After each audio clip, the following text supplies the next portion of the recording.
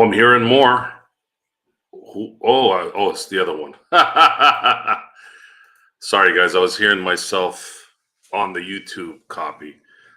This is Joe Soro, by the way. You're watching the Lakers Fast Break Nightcap. And we are likely going to be solo tonight, but we're waiting on Mr. The Price is Grice. I don't know if he's going to be here or not. He might be fornicating for all I know at this point. I know he'll get a kick out of that when he watches this later if he doesn't show up.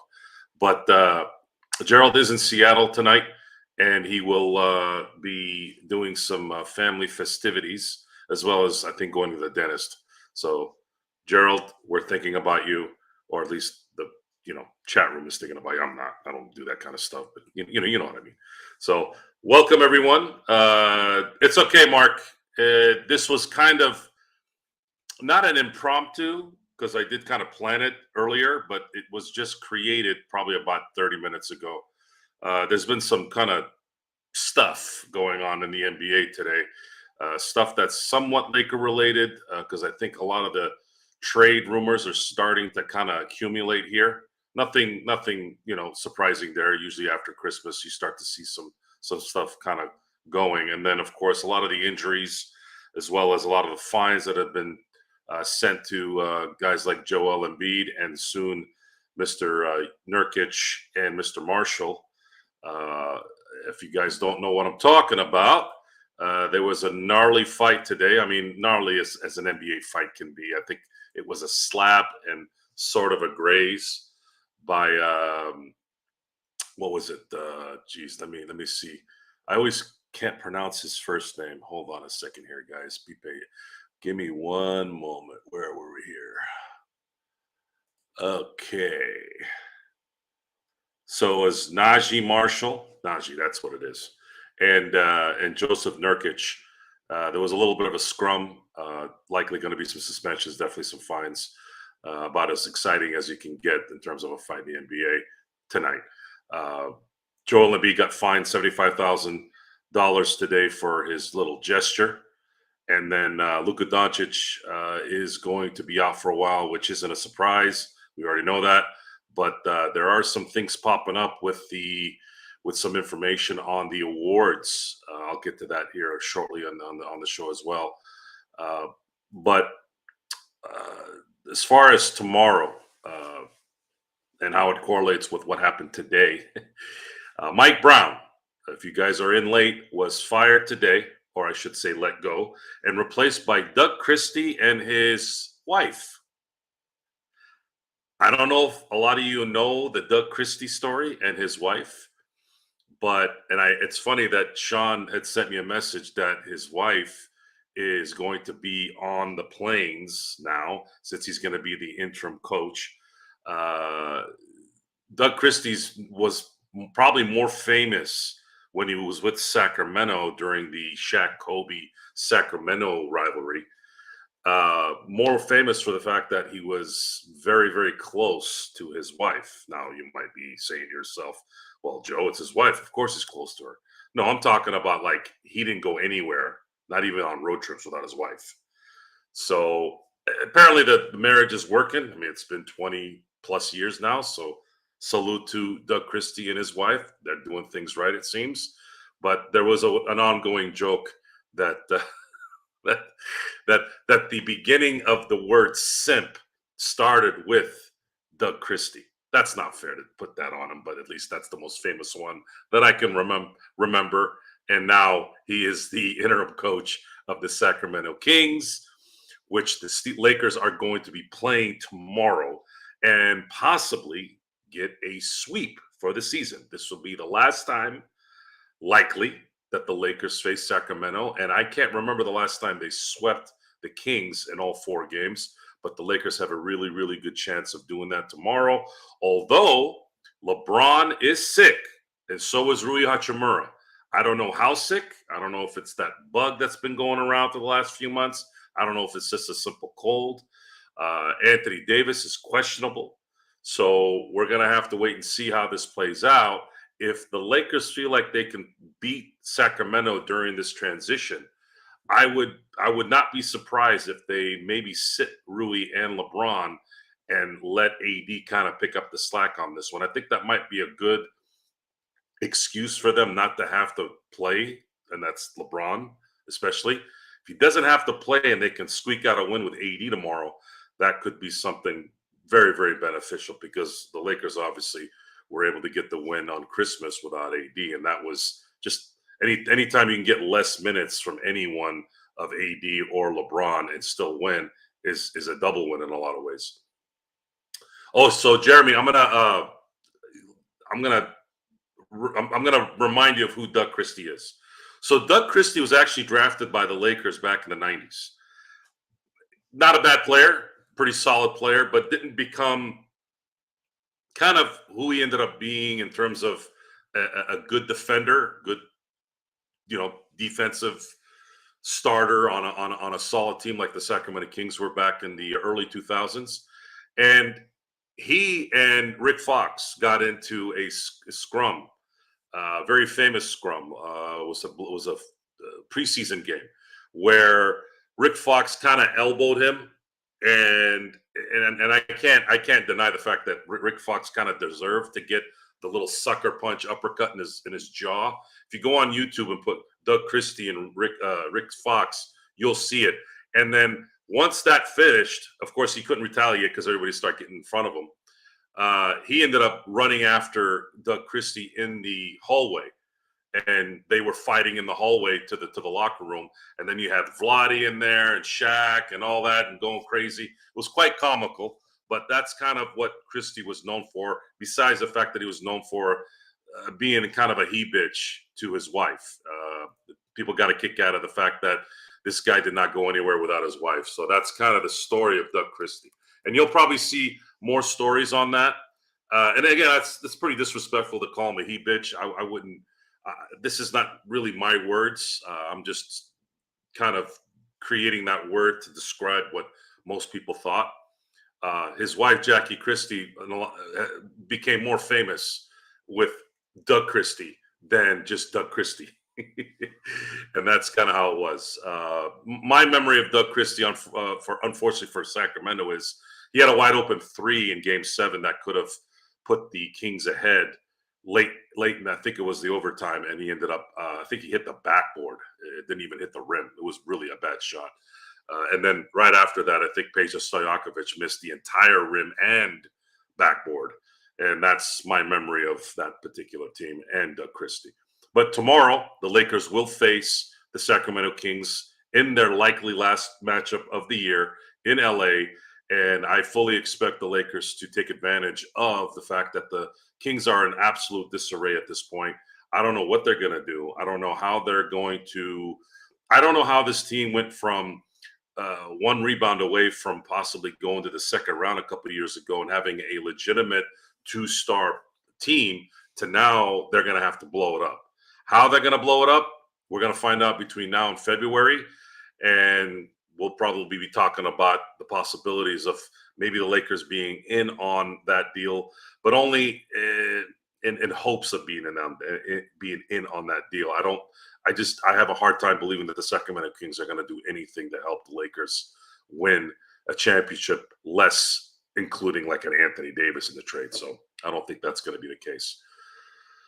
The Kings team was stacked. It had this kind of like, oh, we're getting out of this rut finally. We have a really good player. He just got voted the most clutch player on our team. You had Sabonis, who some had questioned being traded from Indiana to Sacramento for Tyrese Halliburton.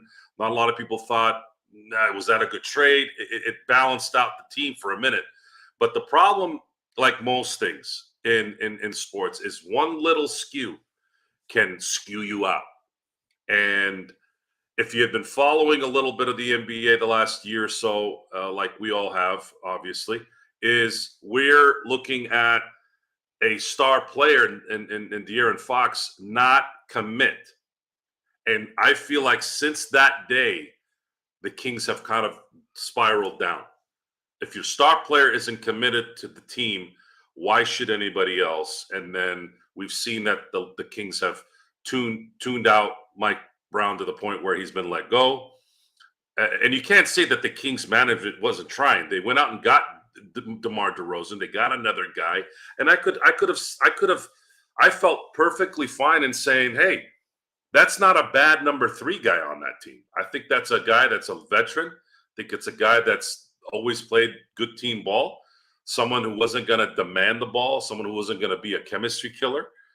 The problem is DeRozan doesn't work in that particular philosophy of basketball. The Mike Brown philosophy or the Sacramento philosophy doesn't play off well with De'Aaron Fox. I think De'Aaron Fox needs the ball in his hand as well as DeMar DeRozan needs the ball in his hand. And what kills DeMar in today's NBA is his range isn't there. And if he can't make that work, then it's going to be really, really hard if he's also not getting the ball. He's not going to be able to get in any kind of rhythm. And this is the way of the world at this point. I think if I had to guess, I think they're going to shop and probably get DeRozan out of Sacramento.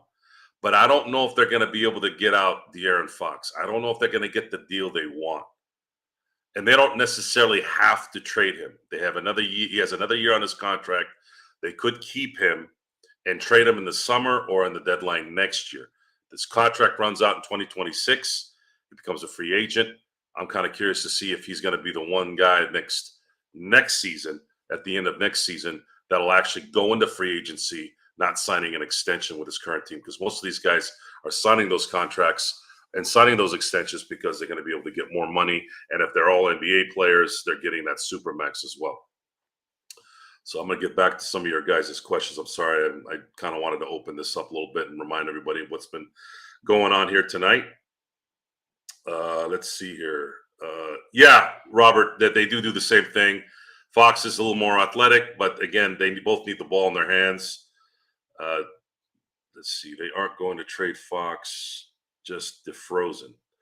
So why would So it's just insults all day today, huh, guys?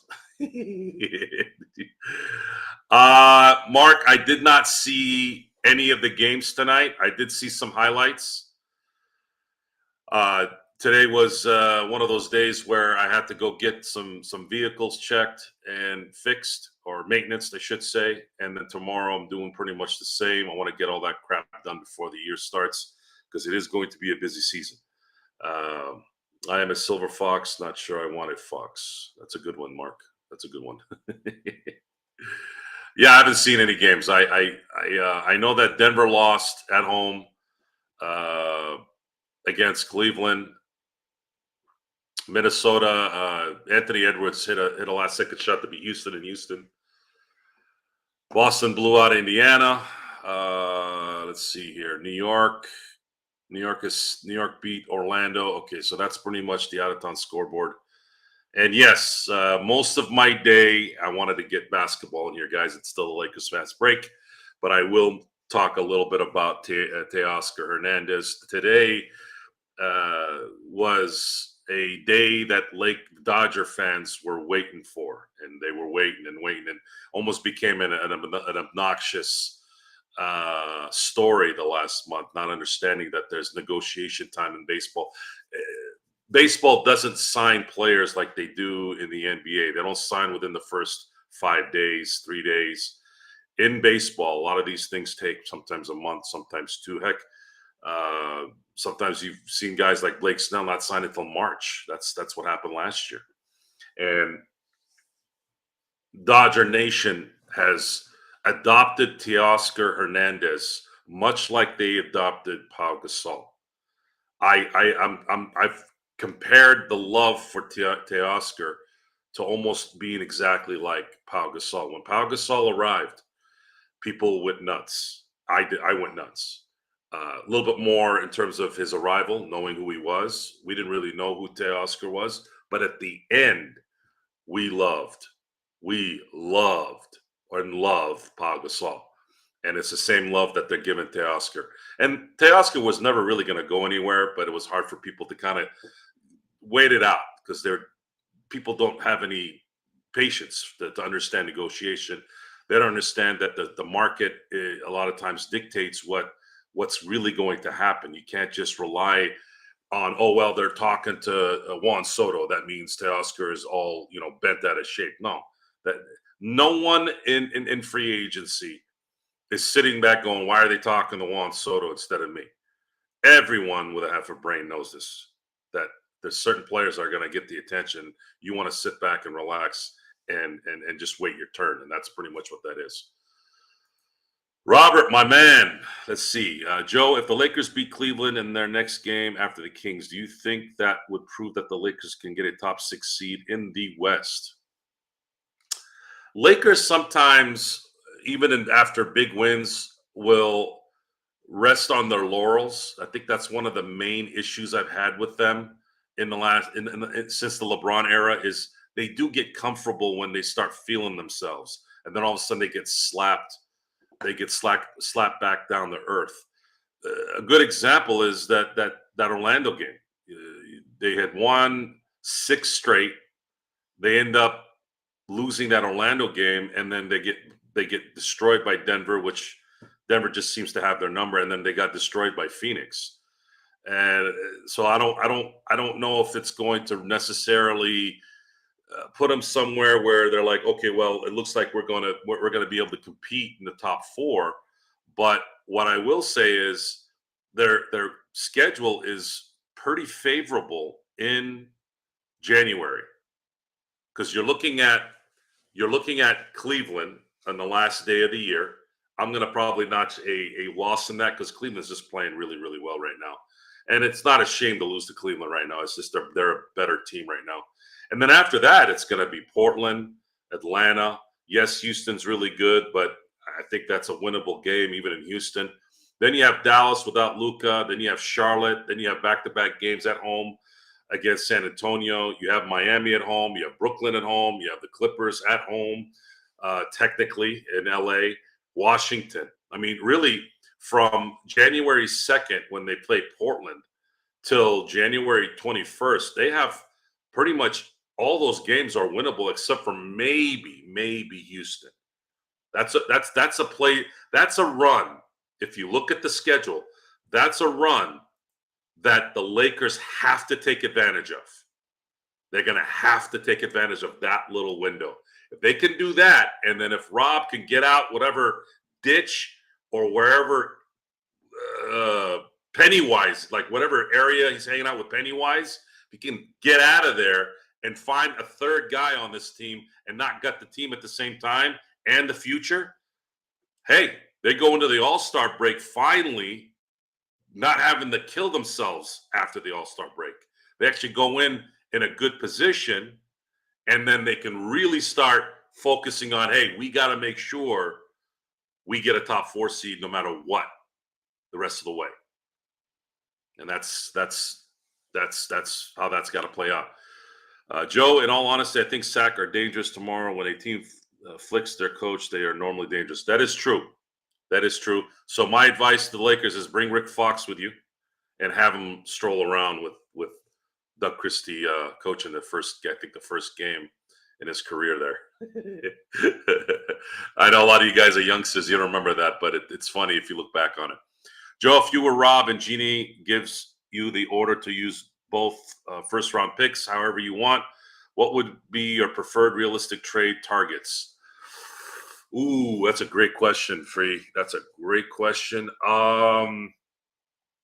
Well, I would inquire on De'Aaron Fox just to kind of see what the Sacramento Kings are looking for.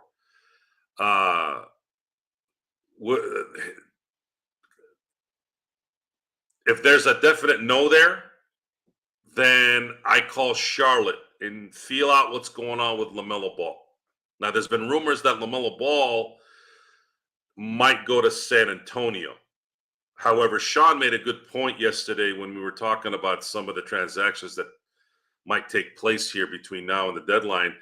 That's not necessarily San Antonio's MO. They don't usually get that kind of player and give up a bunch of draft capital. That's not usually how they roll. So based off history, it's not likely that the San Antonio Spurs are going to gut their future and their picks to go get a star. I don't, whether that changes or not is unknown. But I don't know. We're gonna have to kind of see how that kind of plays out. Uh, if LaMelo came to the Lakers, what do you think about another Ball coming here? Well, LaMelo Ball is much better than his brother Lonzo Ball. And LaMelo Ball is a volume shooter, but the guy is averaging 30 points a game. And that is exactly what this team needs. They need a scorer desperately, someone who can make shots anywhere on the floor at any time. Imagine this, guys. Imagine this. Imagine LeBron sitting for 20 for 18 minutes a game, 19 minutes a game, and you always have LaMelo Ball playing when LeBron isn't playing. It would drastically change the fortunes of this team. Drastically. Because now you'd be able to do a pick and roll with AD in there. If you're putting AD in there when LeBron's not sitting, LeBron would benefit more with someone like LaMelo or De'Aaron Fox than anyone else. And believe me when I say this, if they were able to pull this off, and we've talked about this since the summer, the only way the Lakers have a chance to possibly compete for a championship with the LeBron AD era, they have to get that third guy that can score. And LaMelo Ball and De'Aaron Fox can score, and they can score from anywhere on the court. And my God, imagine this, guys. Imagine getting LeBron going into the fourth quarter with 8 minutes left, and he's only played about 21 minutes. It changes the whole dynamic of that team. We obviously we've seen that JJ Redick knows what he's doing. Even when they were losing, you could see he was searching, he was plotting, he was trying to figure out how to motivate. Like, it's not that difficult. You can tell when someone has at least some kind of a philosophy. You can see it. We didn't see it with Darvin Ham.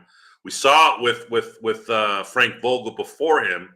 It was on one side of the court though, and the Lakers were able to depend on kind of like a Peyton Manning type thing. I kind of put Frank Vogel as Tony Dungy when the Indianapolis Colts won a Super Bowl with Peyton Manning. Peyton Manning was the offense. Okay, we'll just run the offense according to how Peyton Manning wants to do it. He's the guy. LeBron is kind of the same way on the offensive side there. And then Frank Vogel Tony Dungy focused on, look, I'm going to assemble a defense that's going to do its best to make sure that they make things easier for the offense to execute. And with JJ Redick has a nice balance of both. He might not be as good of a defensive coach as Frank Vogel, but he's definitely a better offensive coach than Frank Vogel has ever been. And it's, the German Shepherd coaching thing. German Shepherds are not the smartest. They're not the most agile. But when you factor in both together, they're probably number one, right? At least that's what the dog breeders tell me. I don't know if that's true. But we have a smart guy calling the shots on the sideline. You do have a big.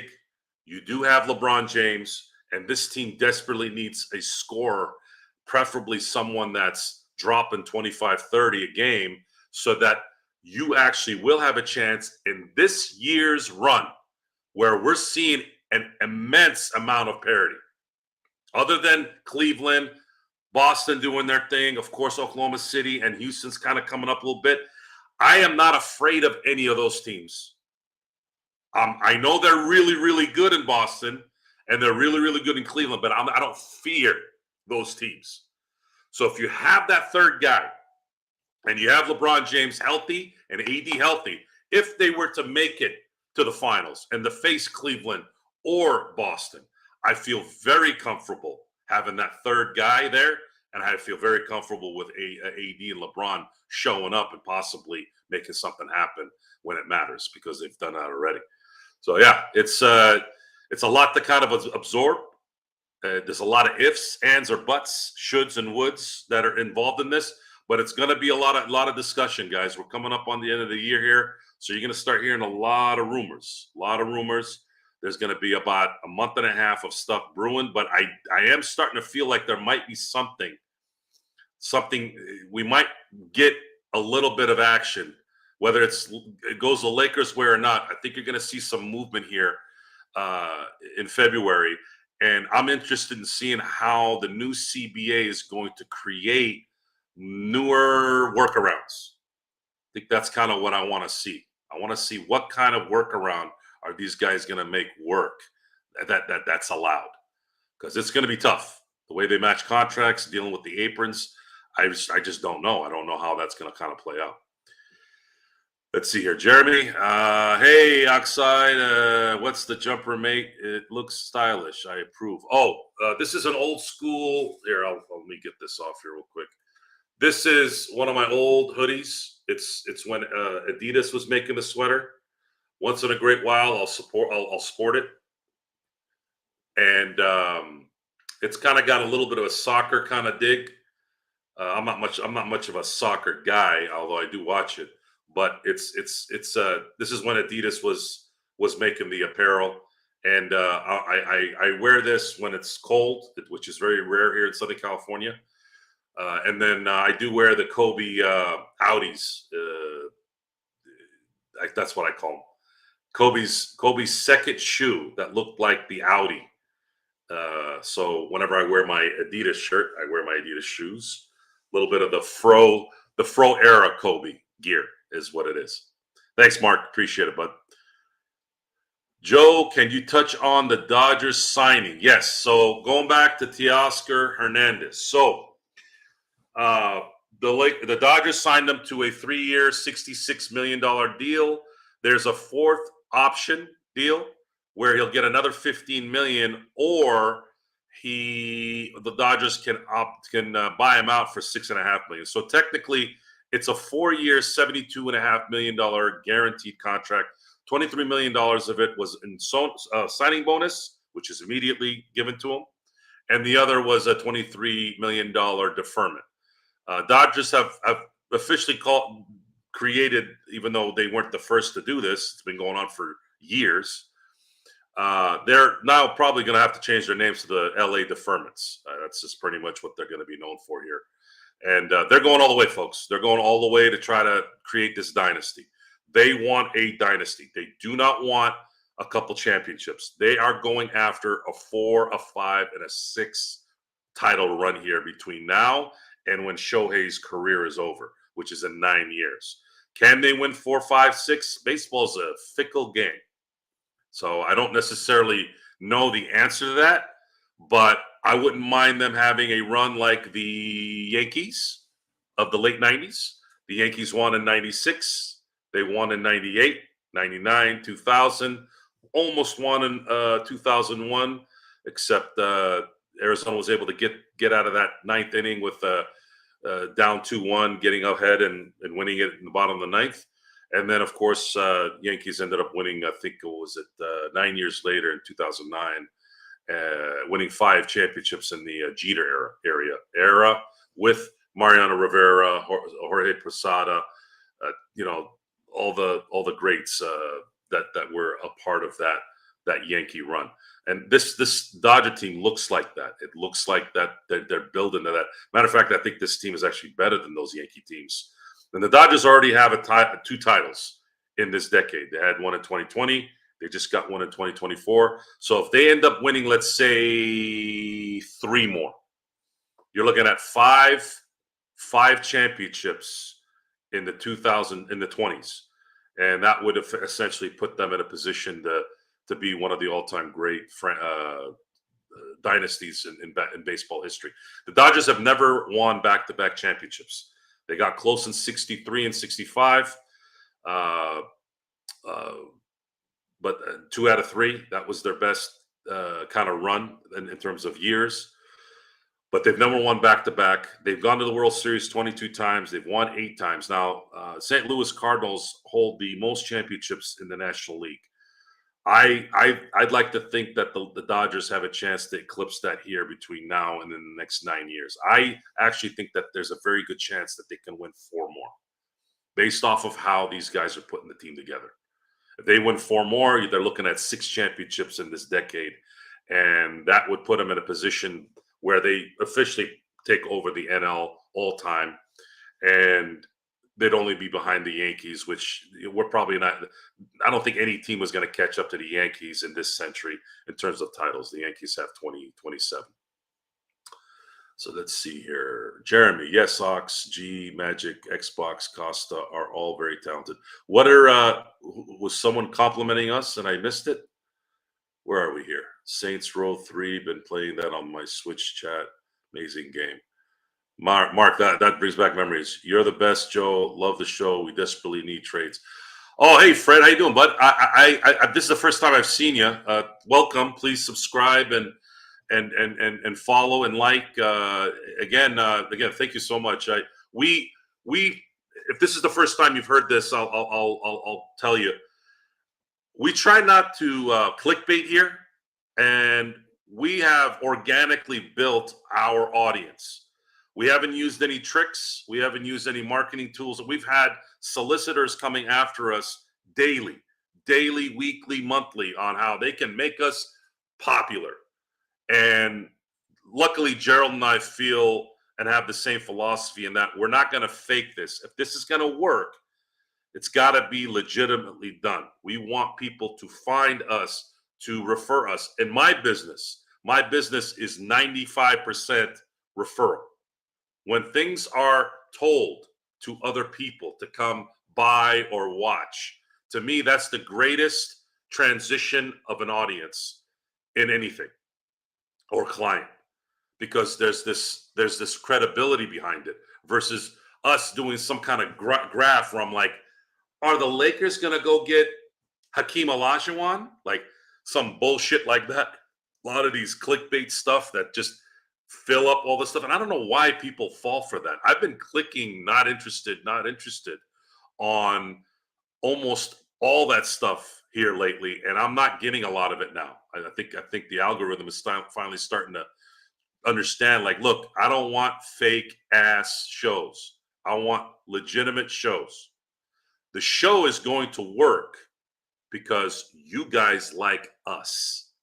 The commentary, the subject, of course, plays a huge part in that. But ultimately, our people like what we say. And that is the most important part. I am not doing a show unless we have almost 2,000 subscribers, which is where we are. We're very close. And every subscriber that has subscribed has not been solicited by some fake marketing or some bullshit clickbait thing. And we're very proud of that. Very proud of that. Hey, Ox, will you be on playback tomorrow? I actually was not going to be tomorrow, but my schedule changed for the better. And it's looking like I will be available tomorrow for the playback. I had a meeting in LA on a project, but it got postponed to Monday. So yes, I will be on tomorrow on playback, and I'm crossing my fingers that the Lakers can take advantage of the wounded Kings up above, because I think the Lakers have to take advantage of this next month. They have to take advantage of the next 3 weeks so that they can go into February and maybe with some momentum instead of having to wait till after the All-Star break to make a run. I think that'll play a big factor in this. Okay, let's see here. Where are we? I am going to get to all your questions here real quick. Is it true in baseball that the signings aren't guaranteed like basketball? Well, there's a lot more to no, they're guaranteed. There's buyout numbers too. A little bit more on that. There's arbitration. It's very Yay! A subscriber! Papadillo, thank you for subscribing. It's kind of scared me because I heard Gerald's voice. That was weird. I thought he was on the show. But baseball has arbitration, and one day I'll do a show and explain how arbitration works. The other thing is, for example, the Teo Hernandez deal. There was talk that there was the differences was about like per year. Otherwise, he would have signed probably about 3 weeks ago, not too long after they signed Blake Triton. I guess they were not they were kind of going back and forth on like the last $3 million. I think it was like 700,000 per year, and that was kind of the back and forth how they were going to structure that. How are they? As soon as I heard that they were trying to defer some money and maybe Teoscar didn't want to do that, that probably made more sense to me on why things were taking a while. I think what they were trying to do is they were trying to find a compromise. Well, Teo, we can't give you a contract that you want without having some deferment, but we're willing to maybe guarantee you a little bit more money in the back end, which is what they did. They gave him a fourth year that's going to likely be 15 million. I mean, unless they want to buy him out.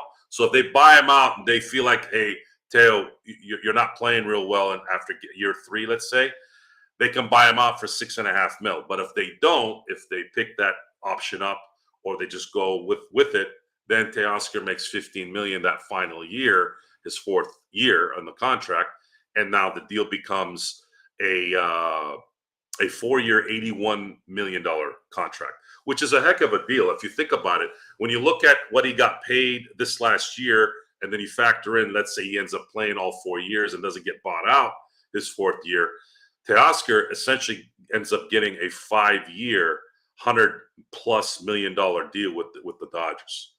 That's a hell of a deal for someone who obviously has amazing talent, but wasn't ever going to be like a Juan Soto or a Shohei type player, right? Where he's going to demand 200, 300 million, 400 million or more.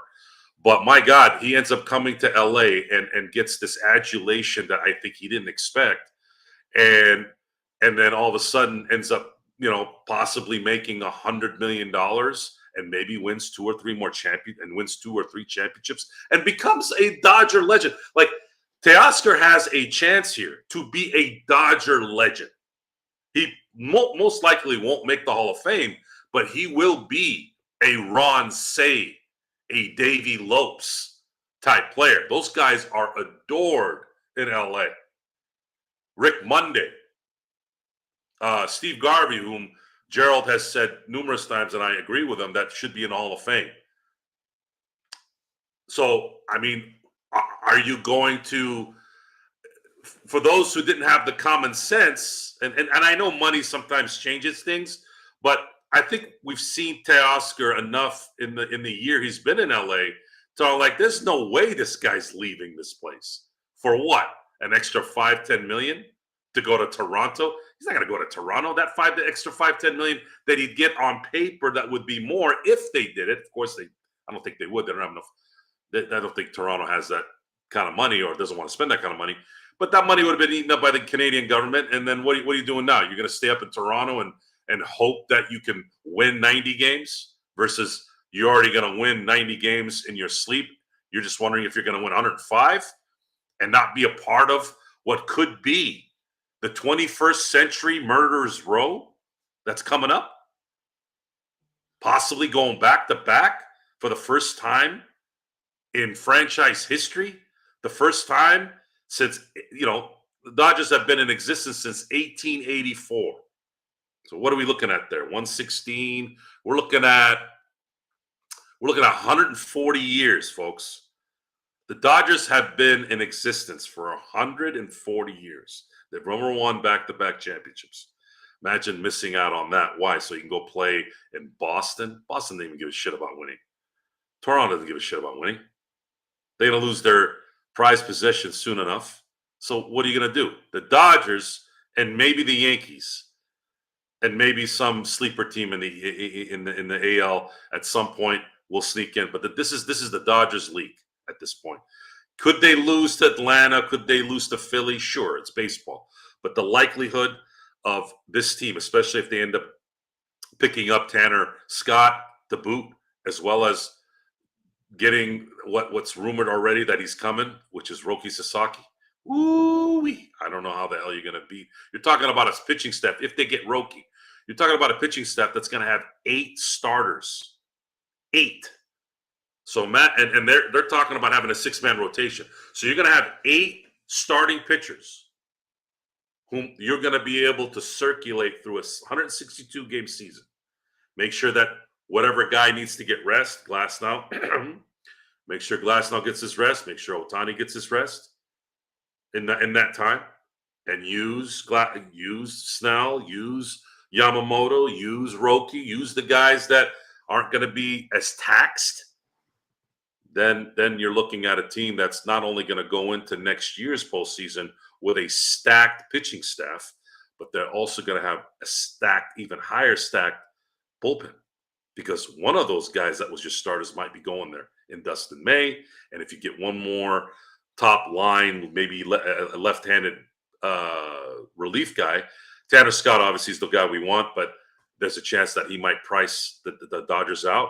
Or you go after someone like AJ Minter, who's another lefty who might be maybe a notch below if he's healthy Tanner Scott, but his price tag would be much, much less. So there's a lot of things going on with baseball. There's a lot of things that can still materialize between now and January. Their big prize right now, I think the one that they're really focused on is Roki. If Roki signs by January 15th, a lot of people are going to be like, oh, this is a wrap, because there's just too much depth at that point. Too much depth, too much hitting. It's going to be a problem for the teams to deal with the Dodgers. And if they go into the playoffs rested and not taxed, I don't know. You might see a Laker run next year. You might see a Laker run where they go 3-0, 4-1, and 4-0 before it's all said and done. What did we get here? What else did I see here? What are you guys talking about? Tinder?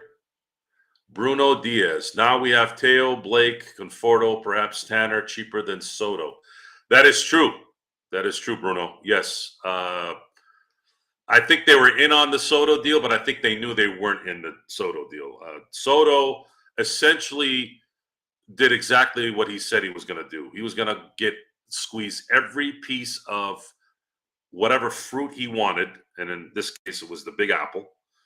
And Mr. Cohen in New York said, "Yeah, I'll give you an $800 million contract, and I'll make sure your mammy is taken care of. She'll be able to have her little clothes allowance, because apparently $800 million is not enough to buy your mom clothes, and have your little boxes and suites and all that stuff." I always found that kind of stuff obnoxious, especially coming from somebody who's making that kind of money. Pretty pathetic, by the way. I just think it's pathetic, and I look forward to playing the Mets next year and watching them lose to the Dodgers. So, top of the morning to you there, Jeremy. Let's see here, Jeremy. Joe, why can't we attract any big names in free agency, mate? Well, basketball is a completely different game, Jeremy. It is a completely different system. Trust me. If there wasn't a salary cap or these aprons or any of this strict trade crap, there would be a lot of action coming to LA. A lot of action. Always has been. But the league has put a stomp on any chance of any team making any kind of crazy moves because of the Lakers. I'm telling you, man, these rules, these bargaining agreements, they all stem from what the Lakers had been doing to these teams for the last 40 years plus. And it finally came to this moment where the Lakers can't be the Lakers. They can't go get that guy that they've been known to go get, someone like an Anthony Davis. And the free agency thing is kind of a rare thing. LeBron came as a free agent, which is a rare thing. Usually the Lakers have to trade for the star. But between him and Shaq, there were the two guys that came as free agents. And all the other big players all came in some kind of a trade. Kobe came to a trade on draft night. Paul Gasol came in a trade. AD came in a trade. Kareem came in a trade. Magic came in the draft. Worthy came in the draft. It's a rarity that the Lakers were able to ever get guys to come to LA because it's difficult. Things have to open up perfectly. Even in '96, when the Lakers were trying to get Shaq, they had to drop half their roster almost. And Jerry West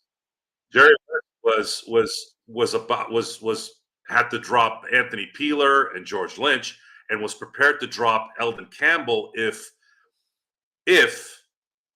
Shaq was insistent on getting 140 mil. That was the discussion then. And welcome to the Lakers Fast Break Nightcap. Sean Grice, did you get your weasel waxed? I did. And that's why he's late. Didn't I tell you guys? I know Sean Grice. The Grice was right. And the Grice was on. And the Grice was on. Now, normally I prefer to stay at one yoga studio. You know what I mean, Joe? You had mentioned something about that the other day. However, downward facing dog. I get it. No, I know how it works. So this one was 40 minutes away. Hey, look, I know the game, man.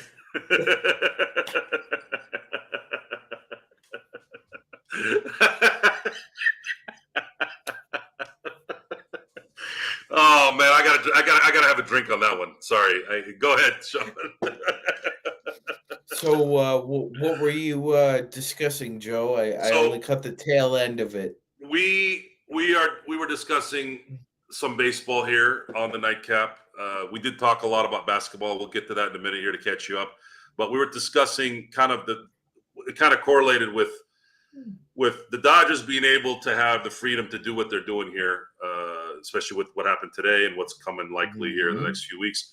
And then kind of comparing it to the NBA. And I was giving the crowd a little bit of a history lesson, especially with the Doug Christie interim coaching, and his wife, Jackie, gave him a little heads up on that. A lot of these guys weren't necessarily watching the Laker culture at that time. And then, of course, why can't – Jeremy asked a question, and why can't the Lakers get any of the big names here? Believe me, they want to come to L.A., but the problem is the system is not allowing them to come to LA. It's just not the system has rendered any team that's over the cap useless unless there's some crazy manipulating of the trade to make the numbers work and make the rules correct. And that's kind of where they're at. That's where they're at. And with that, again, Sean, salute to your evening. And we have some new faces on here that ask some great questions. So, folks, for those of you who are here for the first time, some of you have subscribed. Thank you. Some of you have liked. Thank you. I had also mentioned we are not your typical podcast. We are not clickbaiters. We do not spend money on fake subs and fake likes. We get those. Gerald gets those all the time. We will not ever go that route. Now, I'm not saying we won't do some kind of marketing, but it's got to be legitimate marketing. But I did tell them that word of mouth is the greatest marketing, and I'm full proof on my business being that. Word of mouth marketing. You guys are the ones that are helping build the channel because you guys are talking about the show. You're showing the show. You're doing all the things that you're supposed to do, and that's what's going to continue to grow it. And a salute to everybody on this great evening, great Friday night. And again, Sean, for you having a great night as well. Slancha. Crown doesn't go well as a shot. Kind of reminds me of Hennessy, but I'm not tasting it because it feels pretty good. Hennessy was always kind of just a name for me. Well, it's definitely an acquired taste. Let's see here. What did Gerald say? See if he. Well, they haven't accepted my offer yet, Joe. What was the offer? I'm still waiting for Gerald to get back to me for my offer of 1 million subs for 1 million. Ooh. Kurt, can you make that happen? So what happens if you have 1 million subs on YouTube? What happens? Is that what a kind rhetorical of question? What kind of numbers are coming in at that point? I think you're making a healthy living on YouTube if you get 1 million subs. I think so. And how do you divvy that up? Because I have a very strong feeling that people are going to come out of the woodwork wanting to collect some of that. Lakerholics. Now you can't just show up once a week. Yeah, I said it. Are you talking about equity, Joe? Yeah. Gerald's gonna have to make a decision there. Luckily, we don't have to. It's his show, right? So, Mhm. Gerald, good luck. I hope you have representation. I know I do.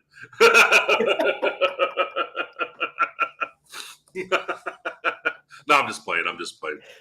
We're not. The last thing I want to do is go that route. Look, in the end, I believe the audience will follow the talent. It doesn't matter if the show says Lakers Fast Break or Sean's yoga questionnaires. It's one of those things where they're gonna follow who they want, and that's ultimately all you need in this business. But 1 million subscribers, but a good percentage has to be watching it. Well, I mean, look at it. Look at it this way. Look at it this way. If you have 1 million subscribers, let's say you only get like an 8% watch ratio, Joe. 8% of 1 million. that's 8%. 80,000.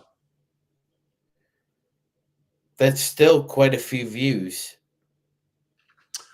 It's very unlikely, though, that you'll be getting only 80. If you look at some of the Or shows that have, 8%.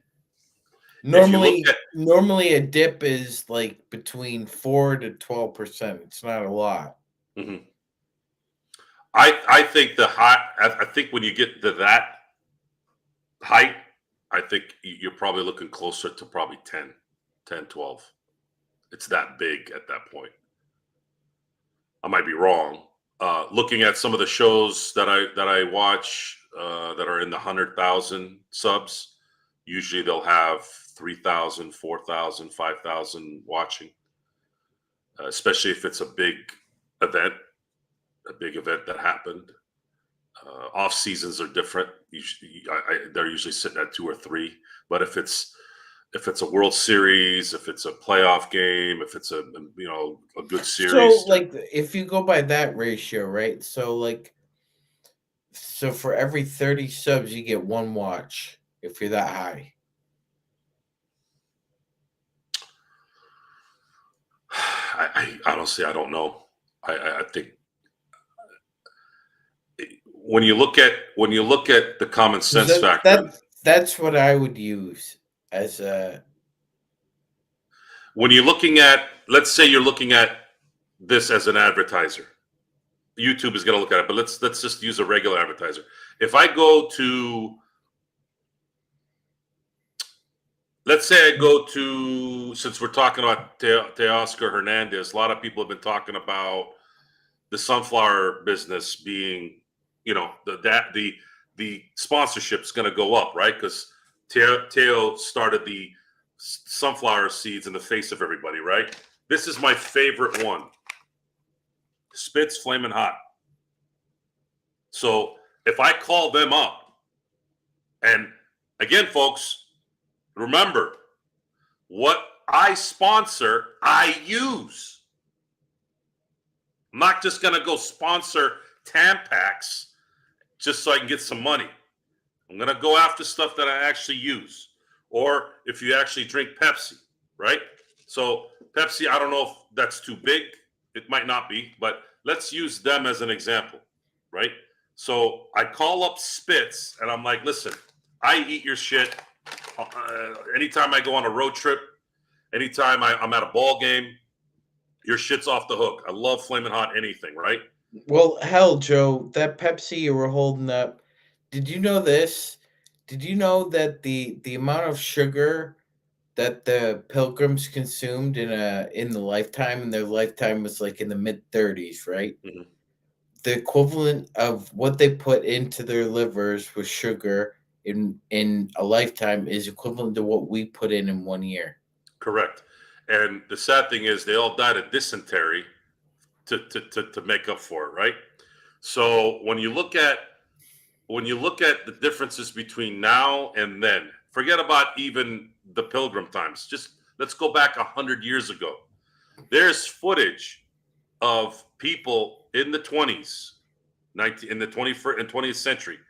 You're looking at people all around, whether they were children, whether they were women, whether they were girls, whether they were boys. Didn't matter who it was, especially the boys, because that's kind of an easier look because they usually wore suits. Women wore dresses, girls wore dresses. You couldn't really see it, but they were probably skinny too. But you look at the men who wore those tight suits, none of them were fat. None. And it was funny too, because I used to ask this question in the 90s. One of my favorite Westerns at that time before Tombstone came into my life was Young Guns. And there were guys in the movie that were overweight. And I always would think, even at that time when I was 13, 14, I'm like, why would they have this guy be this big guy? They didn't eat food then. They ate supper. That's all they ate. They ate supper all day. And you're telling me this guy's on a horse all day, going back and forth and moving around. I mean, that stuff. Yeah, there's no fat banditos. Yeah, there's no way that anyone was fat in the 1800s. Maybe the really fat, like rich, like gluttonous people. Forget about forget about that. Somebody put this up and I was dying laughing. It's so true. Al Bundy, Ed O'Neill in 1987, in the late 80s, right? He got made fun of during the show for having a pudge and a loser and all this shit, right? This guy was 6'2". He actually wasn't in bad shape for a 40-year-old. He owned a house and he was able to make a living off a shoe salesman career. Oh, by the way, did you know he's an accomplished martial artist Yes, I well, did. Joe? Yes, I did. So a former football player and accomplished martial artist. Ed O'Neill was destined to be a success no matter what he was going to do. He just has it. And he had it being himself on top of it all. There was some epic stories about him and Amanda Burse, the lady that plays Marcy Darcy, a.k.a. Marcy Rhodes, whom I absolutely loved the first 6 seasons of that show. She was absolutely dynamite. Her feminist, antagonizing, like, Oh, role. she was a fireball. Oh my God. Her soliloquies. I mean, Amanda Burse, the first 6 years of that show was iconic in terms of her battle with Al and her just delivery, her shitting on him. Like, they really, really had the first 6 seasons, in my opinion, as good of a sitcom as there's ever been a sitcom. And I grew up watching Three's Company before Married with Children. I was a huge Three's Company guy growing up as a child, as a 8, 9, 10-year-old. Like, I remember watching those shows. We did watch Family Matters. We watched Step by Step, but Jack Tripper was my guy, and his buddy Larry was my guy. Like Furley, and that was, like, as a kid, like, those guys were badass to me. And then Al Bundy came, and then I was like, hey, it's 1A, and 1B with him and Jack. But I if I had to pick one, it's Al Bundy to me. Greatest sitcom for me ever is Married with Children. So Married with Children, that was Fox, right? Mm-hmm. Okay. Mm-hmm. So for some reason, I was always drawn to Fox, even as a kid. From The Simpsons to Martin to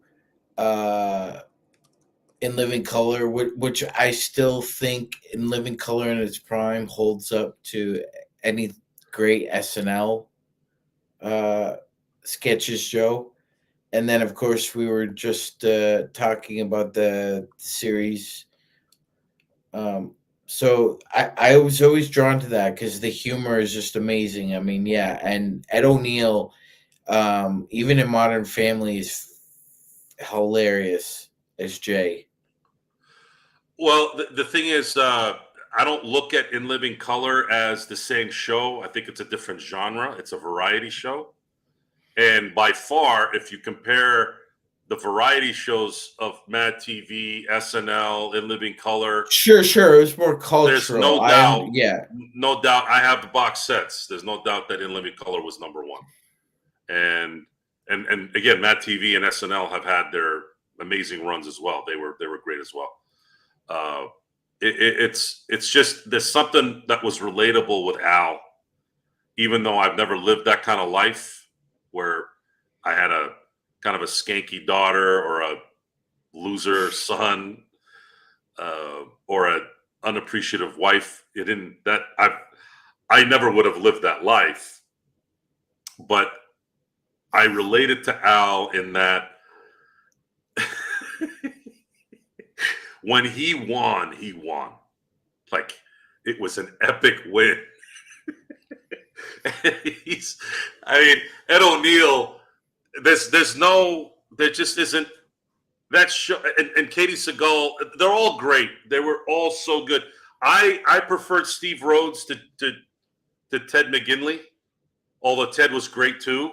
But there was something about Steve Rhodes that just his kind of rolling of the eyes and kind of wimpy, geeky, and trying to be the man type kind of delivery, just off the charts. There were some episodes that I had seen at least 100 times in my life that it doesn't matter how many times I watch it with Steve Rhodes, I just die laughing. I can't. The guy is ridiculoly funny. Like in Insecurity. It's hold on, Joe. Yeah. Hold on, Joe. That description you were talking about of Steve Rhodes.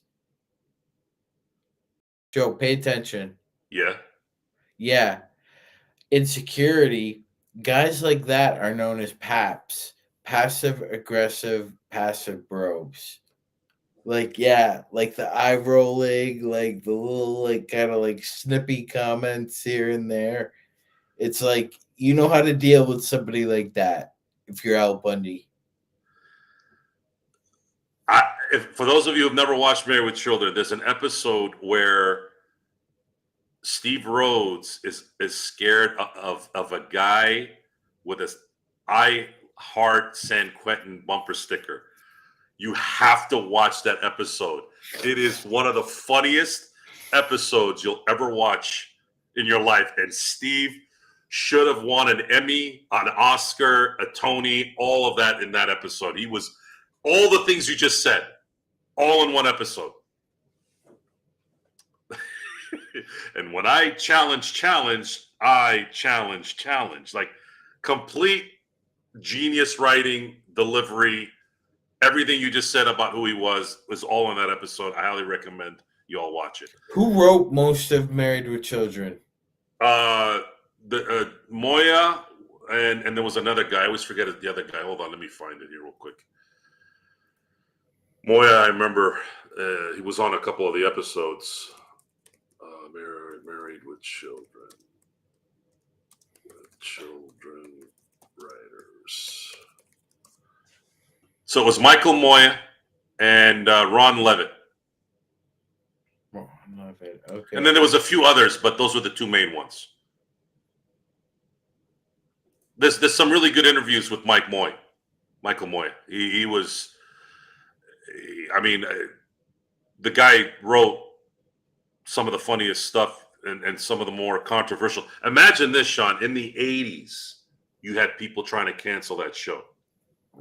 Yeah, right. Like there was Norman Lear in the 70s, and then there was Moya in the 80s. Yeah. They really tried. I think they pushing boundaries. And it was mainly women who wanted that show to die out. They just didn't like that there was an episode that they had that was so controversial. They didn't even include it in some of the box sets, which was the camping. They called it the camping show. It was about the women getting their monthly thing. And I guess that offended a lot of people. And then, of course, just the overall disrespect. Joe, have you ever noticed, like, in the 80s, how, like, it was a certain type of woman that, like, did that kind of shit. Like, like that uptight bitch Tipper Gore with her PRMC, the Parents Music Resource Council. Like, it's all these like 40-year-old women. They got a couple of kids. They're kind of uptight and snooty, and they can't just let people live their lives, even in private. They got to try and censor. And oh, we're back to our feelings, Joe. See, it's always been there. The only difference now versus then is there's a bigger outlet now. Oh God, You've social always media is had, getting. you've always had the Bible thumper types that are just Mhm. waiting for someone to desecrate the morals and the moral fiber of Because they're society. bored. They're bored. They don't have. They just want to make life a little bit miserable Sure, for they don't everybody want their else. kids. They don't want their kids to watch this. They're worried about this influence. It happens with a lot of things now. To me, how I would argue against it is when I watch Married with Children, I'm not seeing that at school. I'm not seeing that at home. I just So, said, like that. Because they try and paint it as misogynistic and disrespectful, and you know, uh, um, just crude. But it had a point. It had a point to make. yeah, I can see how there was obvious scenes in there that were misogynistic. You're talking about Al Bundy saying, "Woman, kitchen." It's there. It's there. But I am living proof. Me, the biggest fan, one of the biggest fans of that show. I am proof that just because I enjoyed the show, laughed at the show, was influenced by the show in terms of its quick-witted and just comedic Right, timing and type thing. I did not grow up to be Al Bundy. I never wanted to be Al Bundy. I never wanted to have a spouse or treat my spouse like Al Bundy did or have children the way Al Bundy did. It's it You're supposed to separate reality from well, fantasy. Al Bundy, Al Bundy, and Archie Bunker are fictional characters based off a composite of what's a generality of a caveman, basically, right? Sure. In the real, It how that being said, that was kind of the last bastion, that show, for that type of, like you said, Joe, like tenor and language as far as misogyny goes, and like crude, like walking the line, basically, because like 10 years later, you said 1987, so 10 years later, Trey Parker's giving an interview, Joe, and he says the reason why we can make the jokes we can make and create the stories we can create is because instead of Archie Bunker, we have an 8-year-old boy named Cartman.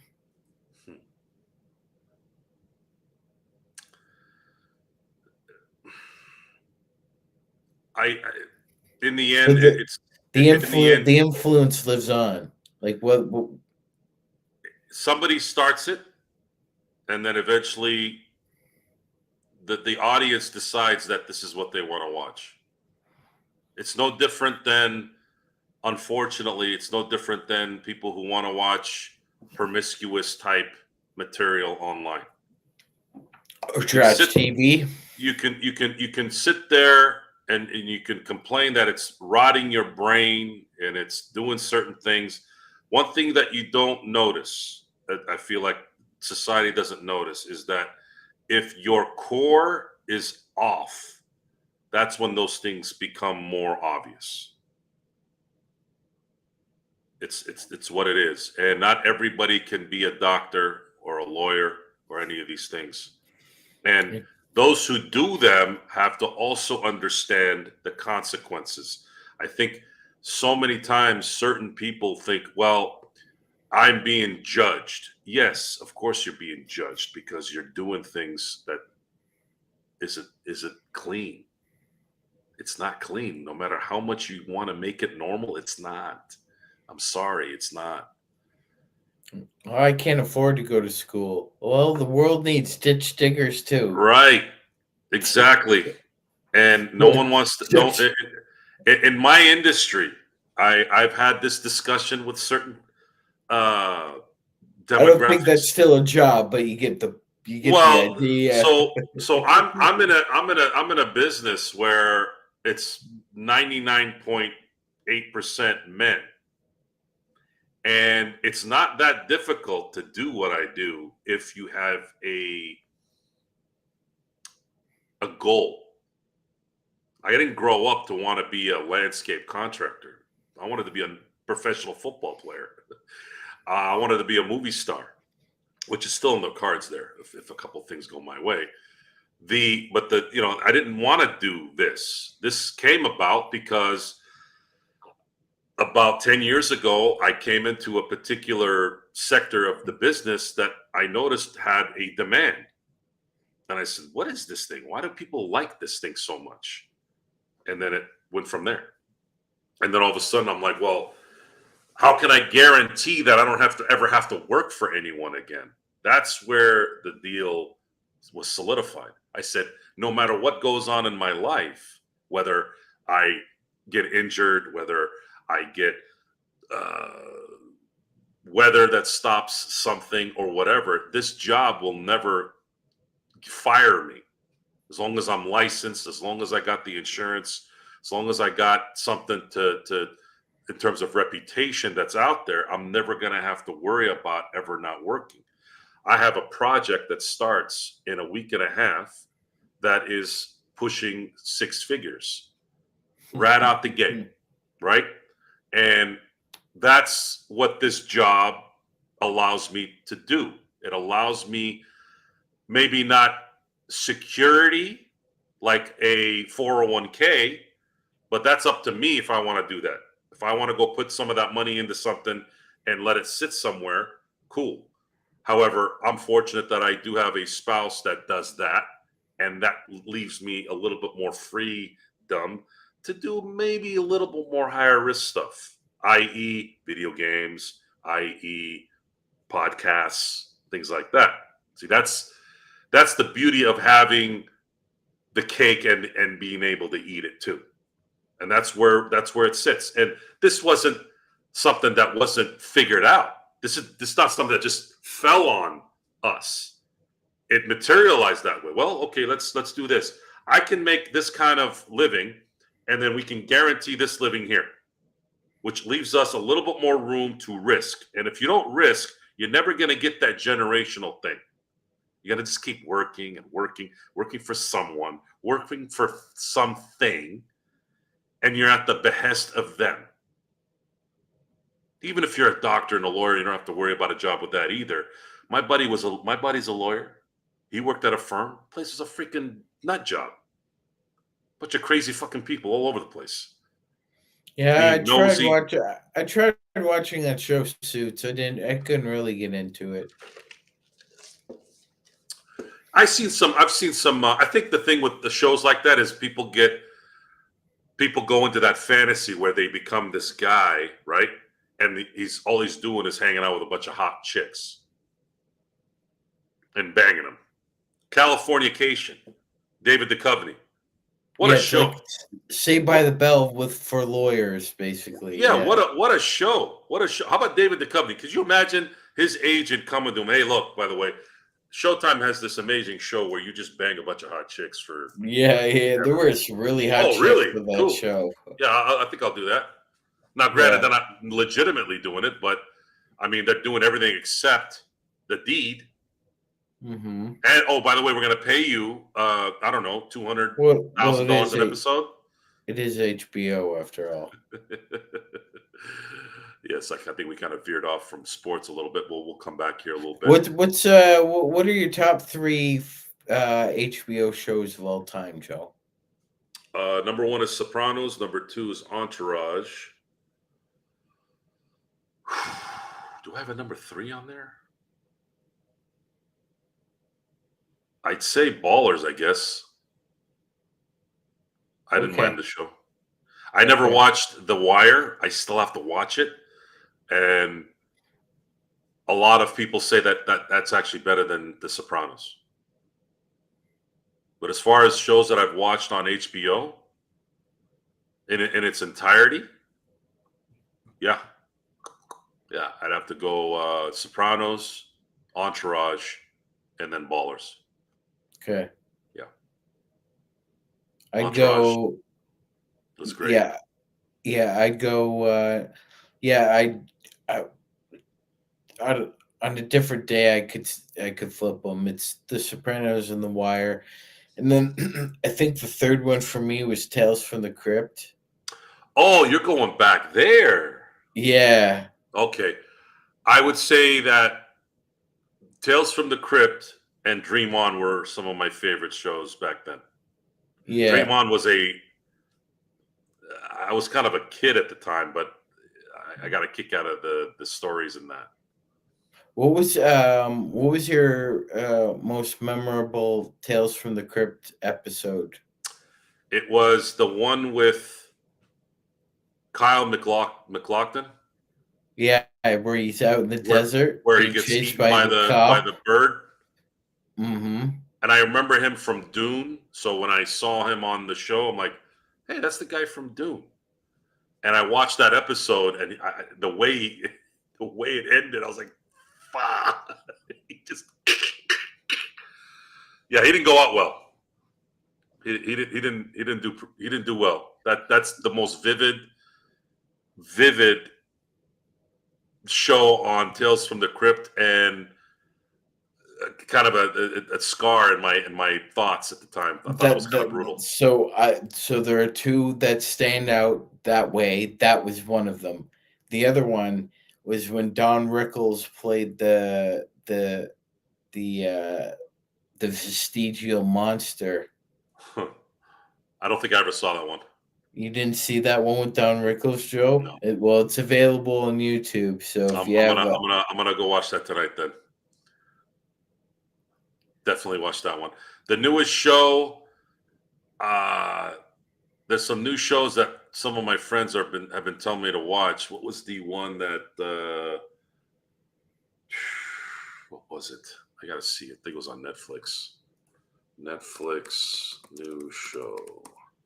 anyway, so did you take a look at the scoreboard tonight? Yes. Okay, well, any thoughts about the Lakers being fifth now? Well, I'm hoping that they don't ruin it tomorrow. They got to win tomorrow, Mm-hmm. and then they're gonna play. I discussed Well, with the if you win tomorrow, you're breathing down the neck of 3 and 4. So correct, but then they're gonna face Cleveland on Tuesday. They're gonna have a couple days off. They're gonna face Cleveland on Tuesday.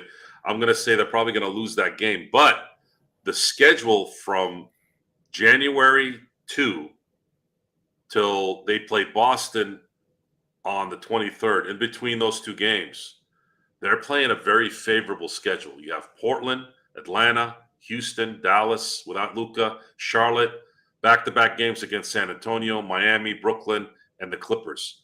And then, of course, Washington before they play Boston. Those are all winnable games. mm-hmm. They can compete in every single one of those things. Mm-hmm. Ben Simmons to LA. What's going on, Mark? Is that an idea? Joe, that's interesting you bring that up because even though they pounded the shit out of they got the shit pounded out of them. They pounded the shit out of the Nugs. They're playing 3 games in 4 nights Hmm. against the Lakers. They're playing. They're playing. They're playing. They played tonight. Then they're playing Golden State on the 30th, and they're playing us on the 31st. Well, let's stay let's stay with the fact that they can win tomorrow, and then let's say they lose to Cleveland. Then the next 11 games in between that Cleveland game and then when they play Boston, 8-3. do they go 8-3? I I think eight think and three is very realistic. I do too. let's say they lose to Houston because they'll be in Houston. They lose to, I don't know, maybe they lose one of the San Antonio games. Sure, drop one there. Do they lose a Dallas game without Luka? No, Even in Dallas? no. No?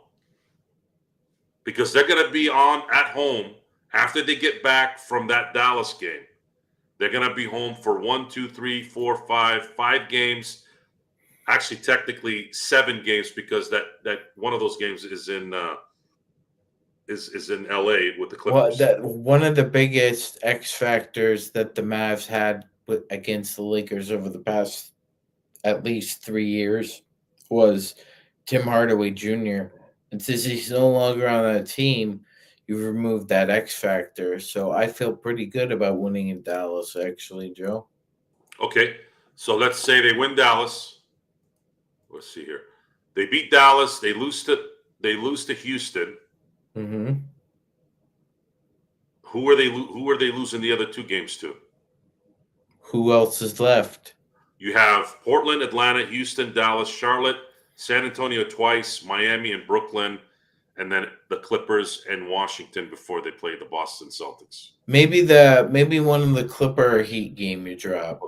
Okay. I would like to see them maybe win. I would love if they can go 8-3. They go into. I think they go into because they're going to play Charlotte after they play Boston. They're going to play Golden State, Charlotte, Philly, and Washington after that, which are all winnable games as well. Especially if Embiid is kind of wherever and Paul George isn't available, whatever. There's a really good chance that the Lakers can finish January with a very good run, so that they don't have to kill themselves after the All-Star break. See that's Philly is one of the most hard luck teams I've ever seen in my history of watching the NBA, like this year. Like at some point in time, one of your top 4 players was absent for more than a month. You're not making the playoffs. I'm sorry. Mm-hmm. I don't care how deep you fucking think you are. You're not making the playoffs. And too often, Joe, that's kind of what bothers me about this dick all playing scenario where you could play like 500, like a 50-pound bag of shit for like a month and a half during the NBA season, but you pick it up the last 6 weeks, you make the play-in. I just think it again, that is a part of what's diluting the game as well. The Lakers are already in a better position now than they were last year. And they have a favorable schedule for the next month. If they can get out of January, at the very least, in the top 6, they're already going to be likely in a position where they can probably make a run to finally solidify a playoff spot without a stupid play-in. The problem is there's going to be a problem if it's 5 or 6. They have to get to 4, in my opinion, to have a shot at a deep run. That's based off of the current roster. We're going to find out here. We're really going to find out if a Hail Mary can be done here. Well, Joe, oh wow, so boom. Joe, here's a Lakers trivia question for you. Okay. Combined, these players won 5 championships for the Lakers. Name the 2 players that were acquired in January that helped the Lakers win those 5 championships. So two players helped the Lakers win 5 championships. Mm-hmm. Mm-hmm.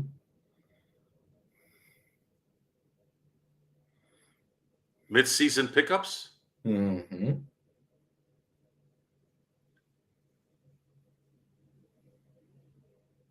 Robert Ory. No, Yes. was Robert Ory Yeah. one? Okay. Yes.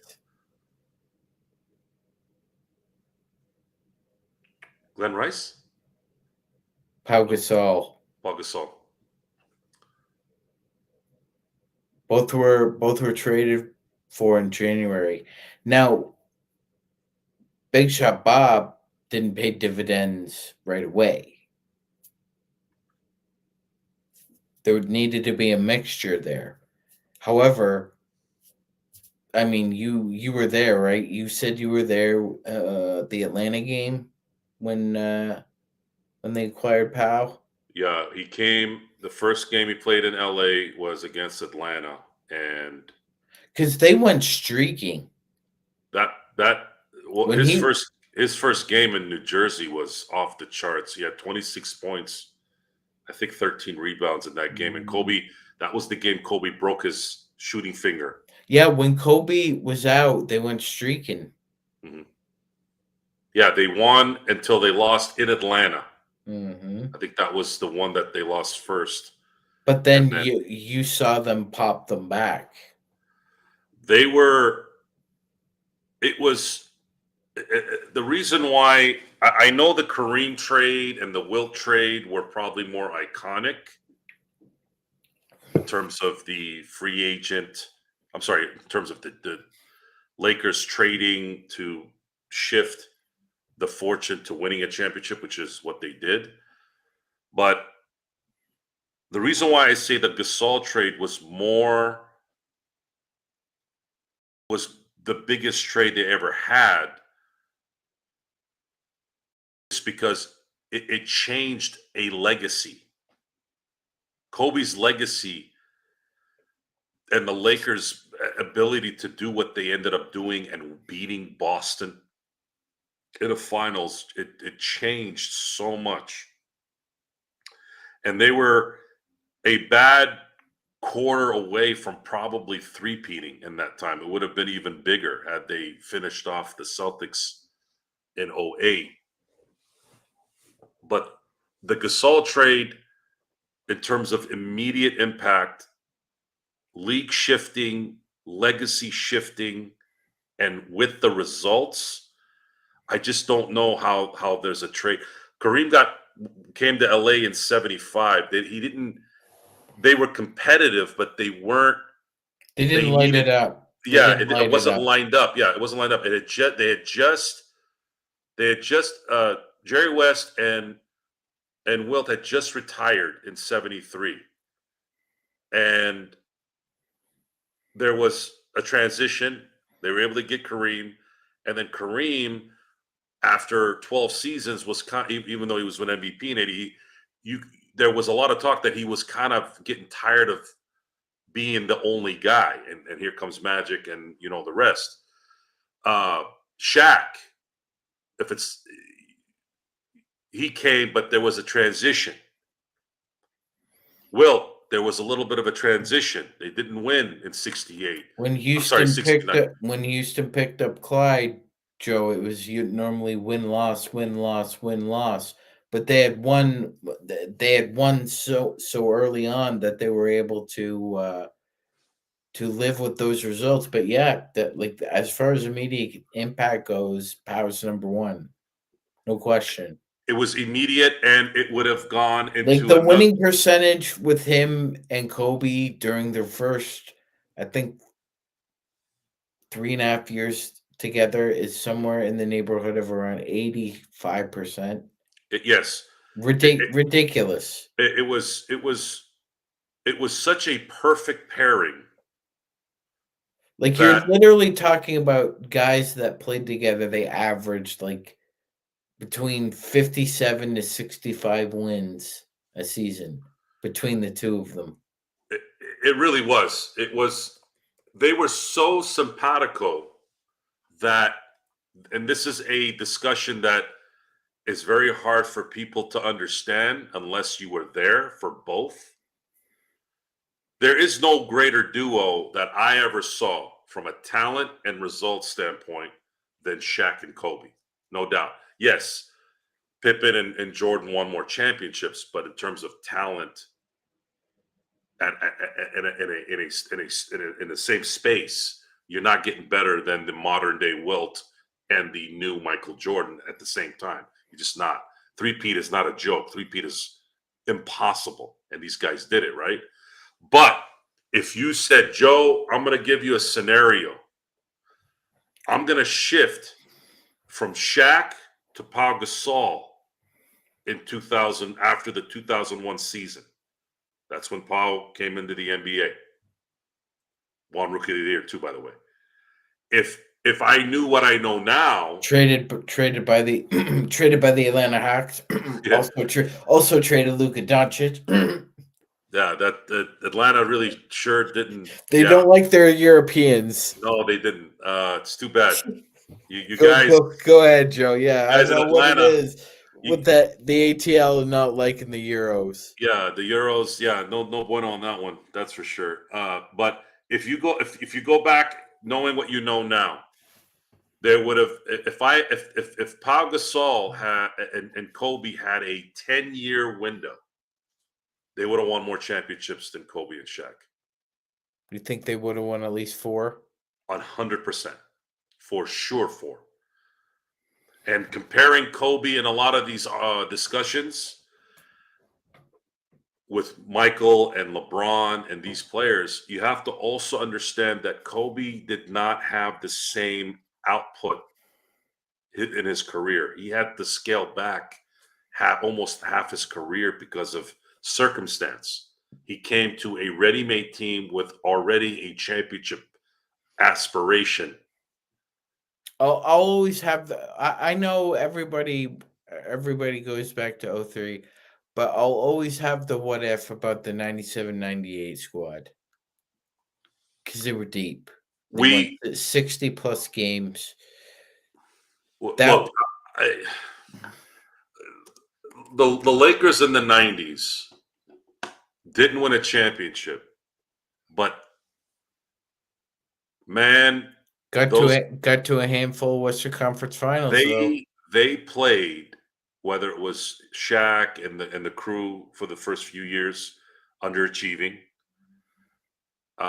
It wasn't in my book. I wasn't necessarily underachieving. No one was beating the Bulls in 96, 97, 98. It's just it wouldn't have mattered. 99 was a disappointment, getting swept by the Spurs, but we kind of knew that Kurt Rambis wasn't going to be the guy. Del Harris obviously wasn't working out. There just wasn't the right dynamic. They needed a coach that could handle Shaq. At the time, I didn't hear too much about Kobe. At least I didn't. Shaq, one of the problems with Shaq in his career was the fact that he concocted these stupid thoughts that ended up costing him a greater career. In that, if you didn't win, I didn't have any respect for you. I'm like, you're so stupid. Why don't you help your coach win and make him relevant?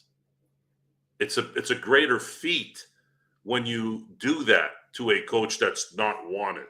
Like I gotta say, like through all the upper deck card collections in my youth, Del Harris has got to be the sloppy seconds bottom bitch of NBA head coach. We coached in LA, we coached in Dallas, we coached in Milwaukee, we coached in New York. I think he coached in a handful of other places before that. Like this guy's like Chip Kelly. Like like they've been everywhere. Chip Kelly's been in New Hampshire, he's been in Oregon, he's been on the West Coast. He was somewhere else too, Joe. But yeah, it's like some of these guys just get passed around a lot. Adele got passed around a lot, so I get it. I get it. If you weren't receiving the message from the sloppy seconds of the NBA.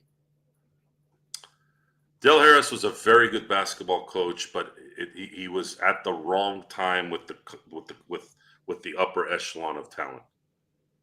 Shaquille and Kobe were never going to listen to Dale Harris, especially after what Dale Harris did to Kobe the first 2 years in the league. Oh, I didn't like what he pulled with Elton Campbell either. And Elvin Campbell, in a lot of ways, was his own worst enemy, by the way, too. Yeah, Elvin Campbell I was know a you. very lazy player. He was the one that between him and just that 1 year Sam Bowie played for the Lakers. I wanted to throw Sam Bowie out of a window. Oh, And then, of course, Elvin Campbell was a very frustrating player. He just never did it consistently, and it killed me. Especially after you're telling me you get Shaq. You didn't know much about Kobe at that time, so you didn't really look at Kobe at that time. But you're telling me Shaq, Eldon Campbell, Eddie Jones, Nick Van Exel, and Cedric Sabalas, and you're telling me you're not winning a championship with that team at that time? Come on, man. Come on. You have you have the perfect team. So here's the thing, and I've had this conversation, Joe. I would pull that team into NBA 2K, and I would play the 18-19 Warriors, and I better beat them. I better beat, especially with Sabalas and Shaq in the front court. It would have been interesting to see what Phil would have done with that team.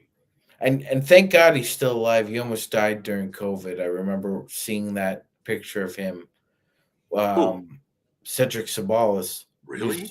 Yeah, he almost died. There's a picture of him wearing in the hospital, Joe. If you look at it, it was pretty traumatic to see. But thank God he's still alive. Anyway, yeah. But I mean, Cedric had to be traded. I mean, it was a necessary move. I didn't like it the same way I didn't like Turioff being basically surrendered for Sasha. I didn't like that. I would have rather kept Turioff myself. But I digress. Did you see the picture of Cedric? Yeah, I just saw it. Yeah. With the breather? Yeah. The question that Kurt Affair has just asked is a really good question. Joe and Sean, do you think that the Hakeem Rockets could have beaten the Bulls if Jordan didn't retire? I'll let you answer that one first, Sean, and then I'll answer.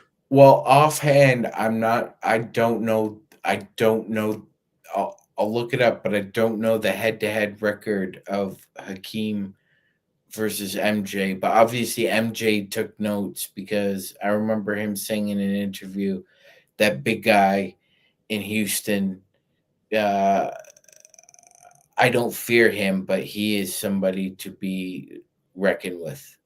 Those were his exact words, reckoned with. So I'm not sure the head to head, but obviously MJ saw Hakeem up close and okay. Kurt, so I guess so. If we're talking the 94 team,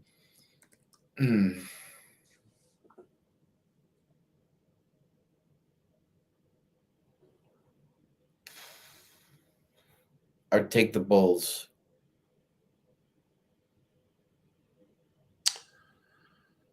I think it goes 7, but I'd take the Bulls.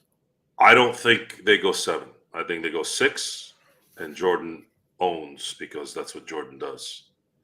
95 would have been a tricky one, and that wasn't their best team either. The best Rocket team was in 94. Even though they swept Orlando, I thought that was their secondary team. Orlando should have won. They beat an excellent San Antonio Spurs squad. That play, I believe they also beat the Jazz, if I'm not mistaken. Think of it this way. Think of it. Yeah. You're talking about heavy hitters that they're going up against. Think of it this way. An out of shape for basketball Michael Jordan without Dennis Rodman or Horace Grant almost beat Orlando in 95. Mm. So if you're telling me that Michael Jordan is in shape in 94, 95, and even if Horace leaves in 95, they're likely picking somebody up to cover a little bit of what he needs, right? Maybe they trade for Rodman a year early. Who knows? But there's no way. As much as Hakeem was a stud, and he was, believe me, he was amazing. I just don't see anybody beating Michael Jordan in any kind of series where he's Well, on top of his game. and again, also to put it into perspective, like it's funny when I hear a lot of people talk about the eras. So the Western, so post Magic and Bird, the Western Conference was brutal. It was brutal. You basically had four teams, Joe. You had four teams basically interchangeably. You had Houston, you had Seattle, you had Phoenix, you had Utah. Those were the four teams that usually swapped. And there were certain matchups were better for certain teams than others, right? Like it's like whenever the Jazz ran into the Sonics, Karl Malone always had a problem with Sean Kemp. And it would usually go 7, and it would usually come down to who executes better. The Stockton Malone pick and roll or GP running the floor with Kemp, Detlef Schrempf, Hershey Hawkins, or Sam Perkins. I mean, and then you had Houston. Seattle always had a problem with Houston. Akeem Olajuwon was a problem for Sean Kemp. You know what the West was in the '90s? You're gonna like this. And then Phoenix couldn't beat Utah. And so They were the NFC East. You know how in the NFC East, one or the other team couldn't beat the other team? Like I think it was Dallas. No one, Philly couldn't beat Dallas. Washington couldn't beat the Giants. Like it was exactly the same. And you look at the decade of the '90s when it comes to the West. You had Portland, the Lakers, Portland, Phoenix, Houston, Seattle, Utah, and then the Spurs. You did have, even in the '90s shifted to the West, and it really never really, in terms of there's been an imbalance gamut, ever since. yeah, the gamut shifted because the '80s were all East. No disrespect to Denver and Utah a little bit, obviously Phoenix a little bit. Dallas got on a heater one year. Dallas got on a heater a little bit. Roy Tarp Right. couldn't miss inside of 4 feet. Correct. However, the East owned in the '80s. The East was Detroit, Boston, the Sixers. And Like, Michael Milwaukee Jordan was was coming, yeah. Milwaukee was amazing, and I don't want to forget Denver too. I mean, Alex English was pretty good in those times as well. Oh, Kiki too. Kiki, yes. And they had no, and we can't forget the great Fat Levere, Mm-hmm. who's always a problem against the. I don't know what it is against what was these dudes in the '80s, whether it was Fat or Speedy. Like I don't get it. Like these guys, they Fat or Speedy, were always able to light up the Lakers in the '80s. Joe. Who was the biggest problem for the Lakers in the '80s? Like the number one guy For the Lakers? for the Lakers. Who was that one player for the entire decade where the Lakers had an issue with that guy all the time?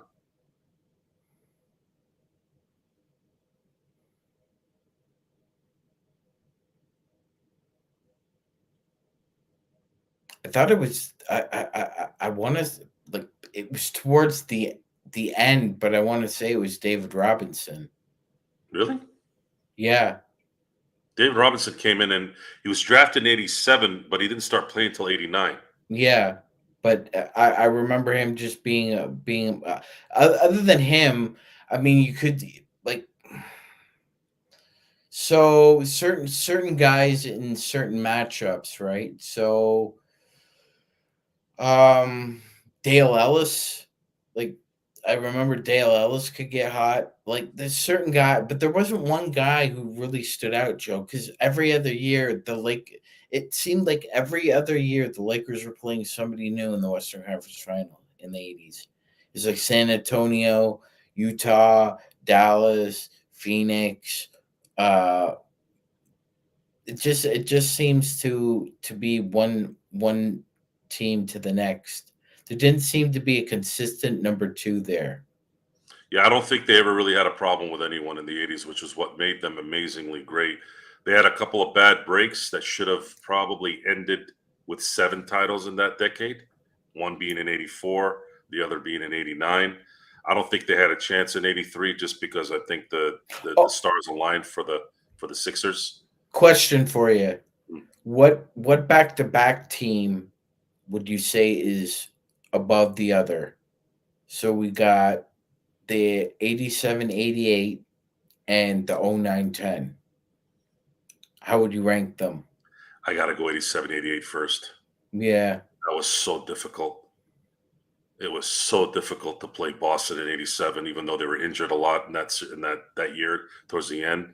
But a lot of that grit, eh, teams are not doing well anyways. Late in the year, anyways, they were able to take the team to 6. But the Lakers were never the most talented. They were always more talented than Boston in all those series. It's just a matter that James Worthy made one bad pass in '84. Otherwise, they would have swept the Celtics in that decade. And then in '88, Bill Laimbeer Well, fouling Kareem in the last second shot.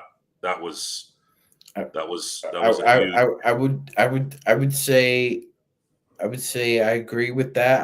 I would only add that I think, my opinion, if if everybody keeps their cool after what McHale does, I think the Lakers win that series, Joe. But I think Probably, we stop playing basketball and we start looking for a fight. probably, but I like to think that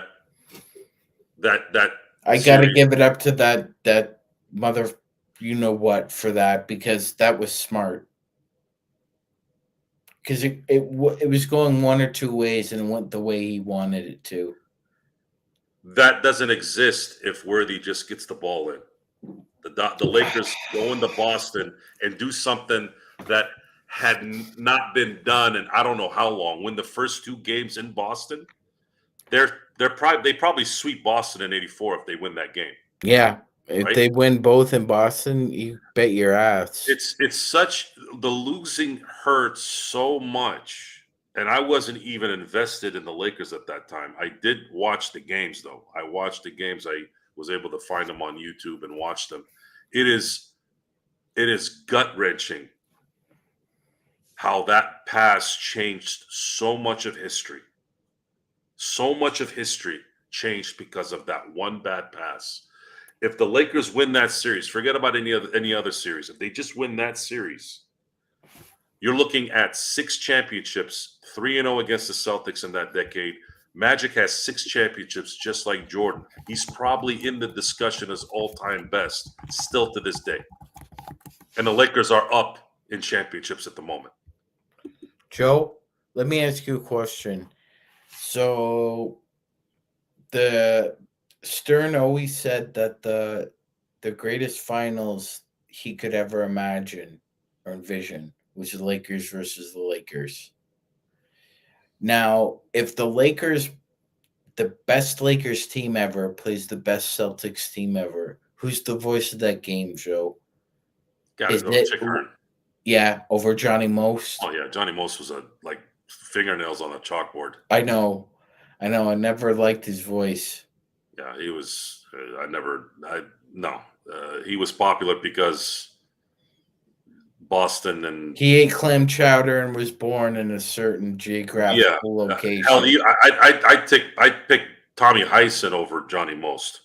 Heinsohn when he was doing color with Dick And this Stockton, is before Alzheimer's, Tommy right? Hudson. Well, I'm again, yeah, I'm not factoring that in. I get that part, but Tommy Heinsohn doing color with Dick Stockton, he did an absolutely fabulous job. during those times during the On CBA telecast. CBS, Yes, yeah. but when he went back to local, he was an absolute nut job.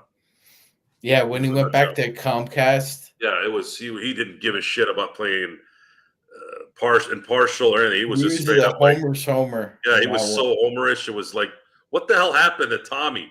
I think he was drunk too. I think they let him drink on the local telecast. I think he was I always drinking. had a competition with buddies, and like it was usually who's the biggest homer in the NBA, and there were usually the final four was usually, so one was Tommy Heinsohn. Who do you think the other three would be, Joe? Well, I know one is the guy in Sacramento. What was his name? He got fired because of all lives matter rhetoric. Jesus, how the hell did I forget his name? Grant Napier. Grant Napier. He was the biggest homer. Where because I lived in Turlock, California, which was He's got a great phrase though. If you don't like that, you don't like NBA yeah, basketball. I But yeah, picked on him for that stupid phrase. I remember Chris Webber made a play and he said that line. I was like, Jesus Christ, shut up. Yeah, Grant Napier to me was the biggest homer that I ever saw because I didn't hear a lot of Tommy until later when I moved to San Diego. So Tommy, Sean Elliott for me from the see, Spurs. I haven't listened to Sean too much, but I know Sean is bad. I've heard he's bad. Oh, come on, Joe.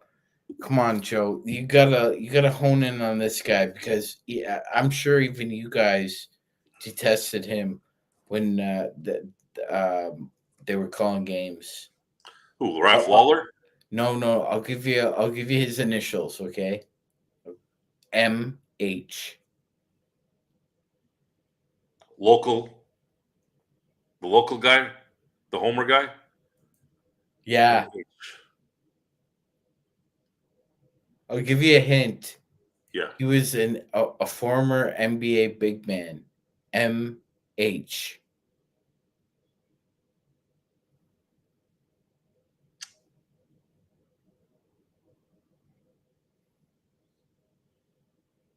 Matt Harpring. see, I didn't listen to Matt enough. Yeah, annoying. Anyway, so those two guys would usually be there. And then, of course, you had Tommy Heinsohn. Who would be your last guy?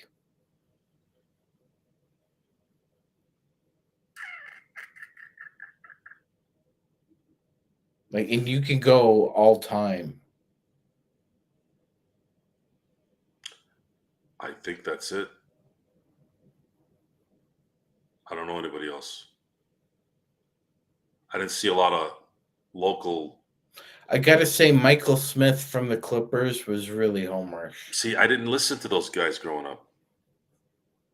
I barely listened to them when I was in San Diego. I'm up here in Canada. I get different feeds. So you got so when you watch Laker basketball, you get a chance to hear the visitors announcers a When lot. I bought NBA Center Court when it first became available, I get all the Laker home games and I get the road games that are not national, right? Mhm. Right. I would always get the roadie announce crew, like 90% of the time. Every once in a while, I get the Lakers, but 90% of the time, I get the Homer crew. So I got to listen to all these guys. Yeah. I never hardly ever when I would watch the road ones because initially for some weird reason KCAL wasn't shown in San Diego after the first few years I was there. They wouldn't show them. So I'd have to go to like Seals or somewhere where they're playing the road team, and the road announcers were on. But I was always at a bar; I couldn't hear the announcers, so I'd have to just watch the game. So I didn't really get a chance to see a lot of the I remember there was a time. What was it? The Milwaukee announcers were pretty bad, and then Toronto a little bit. But Milwaukee was bad. I remember a few times Milwaukee was just horrid. Portland was bad.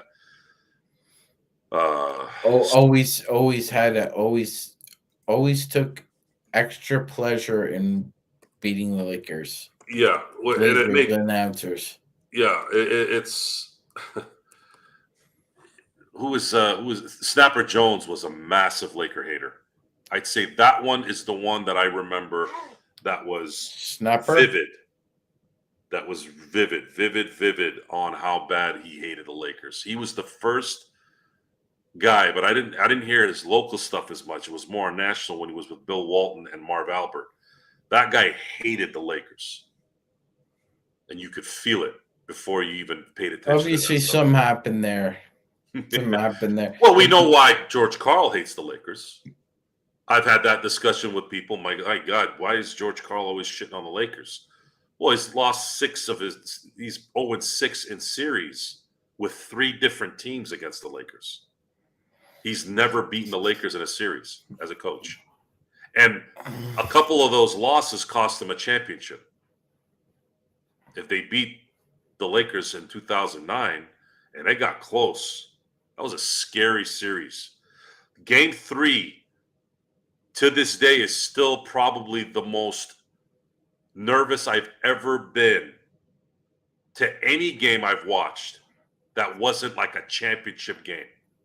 Number one by far. Game 3, I think, took probably 6 months of my life from how nervous I was. I'm not sure if it's during. I don't get it either. Like, for some reason, they always came to play against us. Remember, Shaq had that game against the Sonics where I think he went 0 for 19 from the free throw line. He got kicked out of a game. He was wearing those stupid yellow knee pads. Yes. Those looked ridiculous. And then they got swept in 0-2 by Seattle. They got swept. The interesting part about the best run of the Lakers, right? When I look at, let's say, 87, 88, arguably people say that the 87 team was the best Laker team ever. I wasn't there to witness it, so I don't know. I don't know, man. 72, another one, obviously, the 69 wins, 33 straight wins. I wasn't there for that. I didn't get a chance to see the feeling on that. But I always have to revert back to a particular window of basketball that I don't think I've seen to this day anywhere by anyone. It was from the end of March of 01 until December of 01. Yes, it was separated to 2 seasons. But, Sean, the Lakers won 8 in a row to finish the 2001 season. Then they went 15-1 to win the championship. They were 23-1. Yeah, and the one game you lost was in overtime, by the way. For 3, and by the way, a bullshit call by the ref calling an offensive foul on Ori when they were up 5 with the ball. They run that next series. They could score, and that was it, right? That was toast. I'll never forget that. It's stamped in my head. It was such a stupid call. The end of that year, Sean, they lost 1 fucking game in 3 months. 1. April, May, June. 1. That's why they're a legacy team. Now, the next year, before Shaq got hurt, they started 16-1. They went 39-2 in the 41 meaningful games from the end of March until December of that year. Mm-hmm. You will never see a run like that. You will never see a run like that, ever. And they both garnered titles. That run in both years ended with titles, and it adds even more of a legacy to it. 39. I'm thinking about this. You're talking about an almost an entire calendar year, and I know there was a break in between, but Laker fans saw 2 losses in a 10-month span. 10 months, they saw just 2 meaningful losses, and they saw 39 wins. That will never be, I don't think anyone will ever touch that ever again. So when you talk about greatest of all time, who's this, who's that, how do you not put Shaq and Kobe in that category? That was like, talk about the Voltron and all these things, that all these cliches. You cannot put prime Shaq and prime Kobe anywhere but on the top, in my opinion. That is the most devastating, most destructive pair you'll ever see in your life. The only reason why they didn't last is because they were dumbasses. Like anything else, it's always some stupid, immature decision making by two morons who couldn't get along because of ego. And we lost out on a run that could have been something that we would have never seen, but they were too busy worrying about themselves. That's unfortunate. All the stuff that Shaq talks about now, I hate when he talks about, oh, I should have done this now. It really bothers me. I usually just turn it off or I mute it. I don't want to hear it. I understand it. Cool. You made a mistake. We're human. I get it. But man, come on, dude. Get into shape. Your boy was clowning you because you were lazy. Your boy saw something there. And the issues with Kobe was you were good enough to work around that. But you wanted your own gig. Why? It's a team game, man. It's a team game. Go win 8 in a row. You'll still be the greatest, but wasn't enough. So Kurt has another question here before we head out here, Sean, and then we'll wrap this up. Joe, do you think if Shaq stayed, they would have won one more?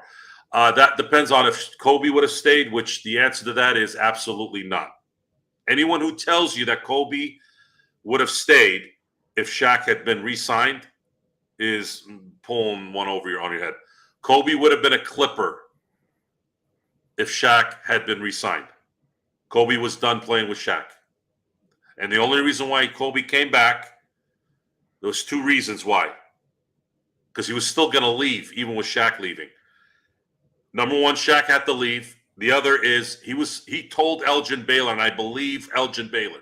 There's no reason for Elgin to lie on this. God rest his soul. And Jerry West intervened. It was a Hail Mary from Jerry West. Jerry West said, and he said this in the aftermath of Kobe's death, when they were interviewing, when Ernie and the crew was interviewing him and Shaq, he said that he told Kobe, "You cannot go play for that owner. You cannot do this. You cannot do this."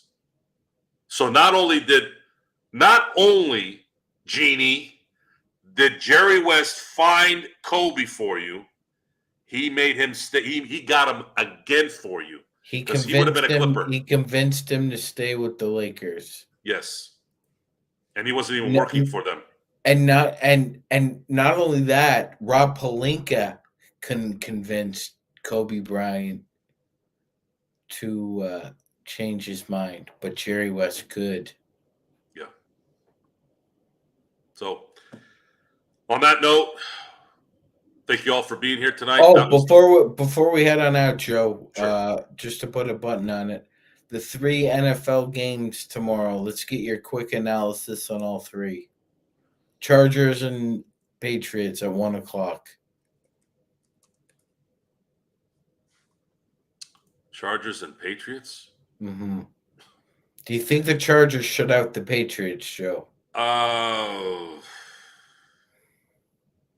We saw 6-3 game last night. Shut them out. I could see them winning 17-3. Okay. All right. Denver and Cincinnati. And this is a big one. This is a big one. Yeah, I'm picking the Bengals to beat the Broncos because the Bengals still have a small shot at making the playoffs. So if the Bengals win out, Miami and Indianapolis don't, the Bengals make the playoffs. Correct. So you're picking the Bengals and that is a home game for them, right? Correct. Okay, yeah, I would pick the Bengals at home too. What's the third one? The Rams and the Cardinals, and the Rams can clinch the NFC West with a Yeah, victory. Rams will win that game because there is turmoil in Arizona, and you know how I feel about the Bidwells, and it stems from that disease of ownership. And the Rams are peaking, and Sean McVay needs to be given a little bit more credit for being a good coach. I think people forget how good he is. So it's likely that the Rams are probably the fifth, sixth seed, Joe.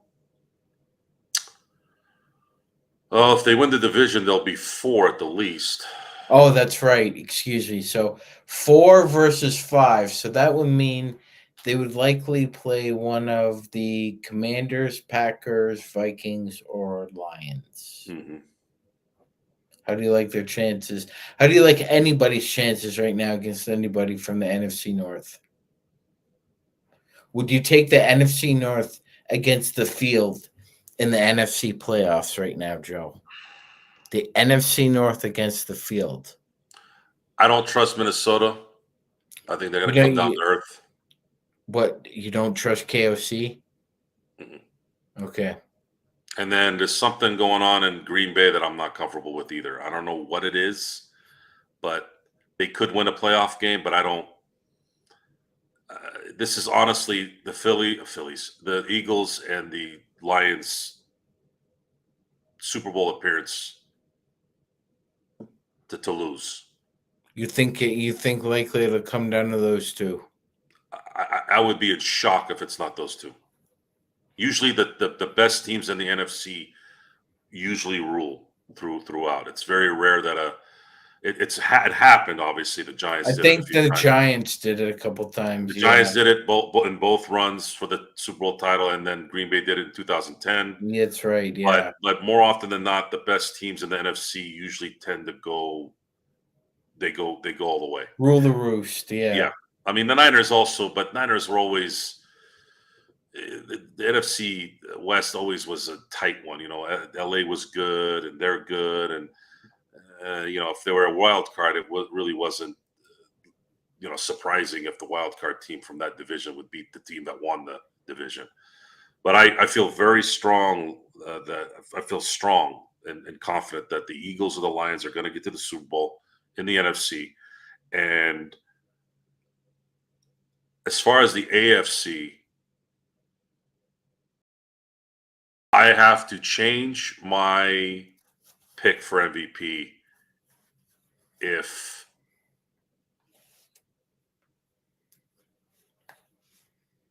I think I'm changing my MVP right now.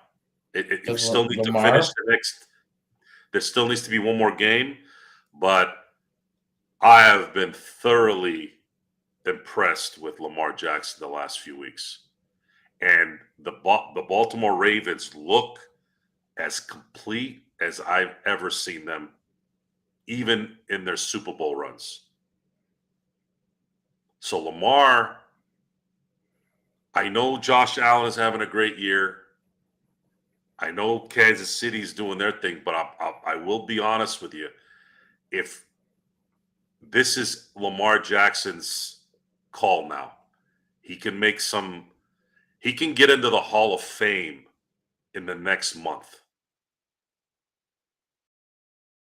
He might be there already with 2 MVPs, but I think he guarantees in a month a first ballot Hall of Fame career, which is nuts.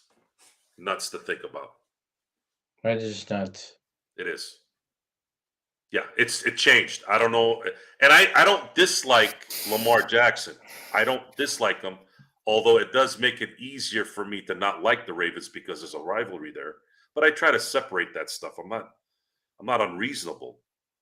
But I'm sorry. I don't I never felt scared of Lamar Jackson. And I'm Joe, sorry. I He know, won one playoff game. I know what you've just You got know what I through mean? saying. The last time I remember somebody, or analysts in general, speaking about him this way, they had a first round bye, and then I believe they played the Tennessee Titans, who coached by Mike Vrabel, I believe proceeded to beat the Ravens. And here's the thing, Joe. Have you ever subscribed to the theory that, especially in football, when you play a team 3 times, it's extremely difficult to beat them 3 times. I mean, there's just so much film, so much matchup intervention involved.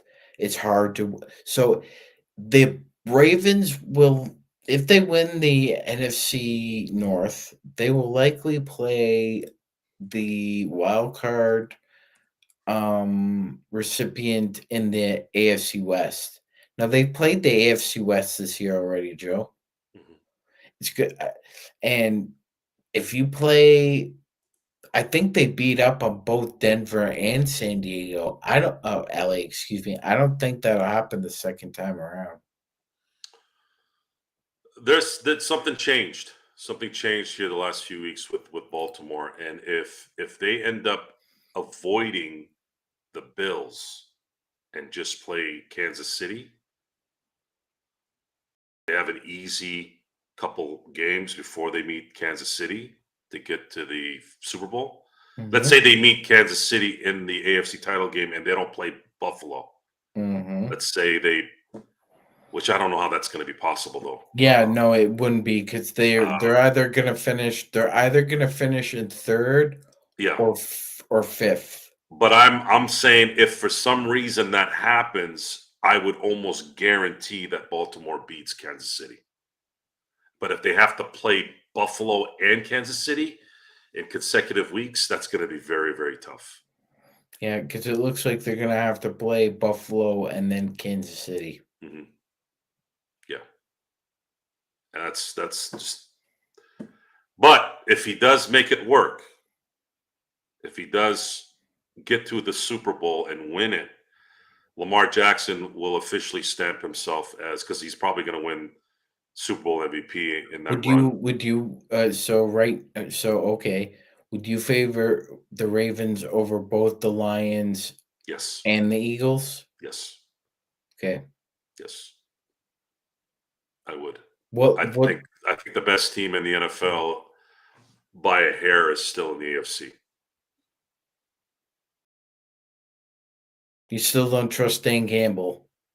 No, I think Dan is he is Doug Peterson, but more consistent in terms of his steel balls.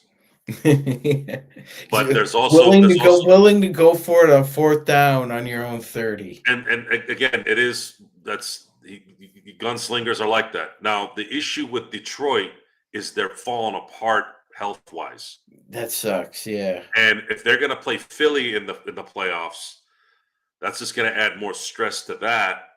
And I think Philly. I know that Jalen's hurt, but I think that's probably more precaution. I think they're going to keep him out, kind of give now they have an excuse to kind of relax. Yeah, they'll have to play an extra playoff game probably, but maybe not. Maybe Pickett can go in there and win it, and maybe they'll get lucky and get a first seed. I don't know, but there is some. I think there's some tactical decision making on that. That if they can somehow manage a 1 seed, resting Jalen in the meantime, maybe that might play into their advantage down the later. But a lot of my reasoning on why I don't think Detroit can win it all is because I think some of these guys that they're losing are integral parts of their team. Losing Montgomery was a bad loss, maybe more so than Hutchinson, because offense is gonna. That guy was your hammer. Mm-hmm. Gibbs is good, but Montgomery is the guy that's going to guarantee you're going to get in the end zone when you're at the 3-yard line. Yes. Gibbs isn't going to be that guy. No. More finesse.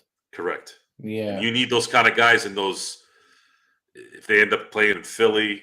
Yeah, between the 20s, not inside the 20s. Here's where Detroit will obviously have the advantage. If they get home field, they don't have to play anywhere other than in a dome the rest of the playoff run. So there is something there. And I'm going to be cheering for Detroit for my family, obviously.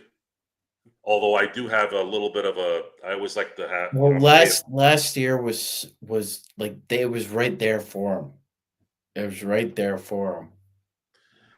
Wow, that's a good question. Fameless? Wow, that's a hell of a question.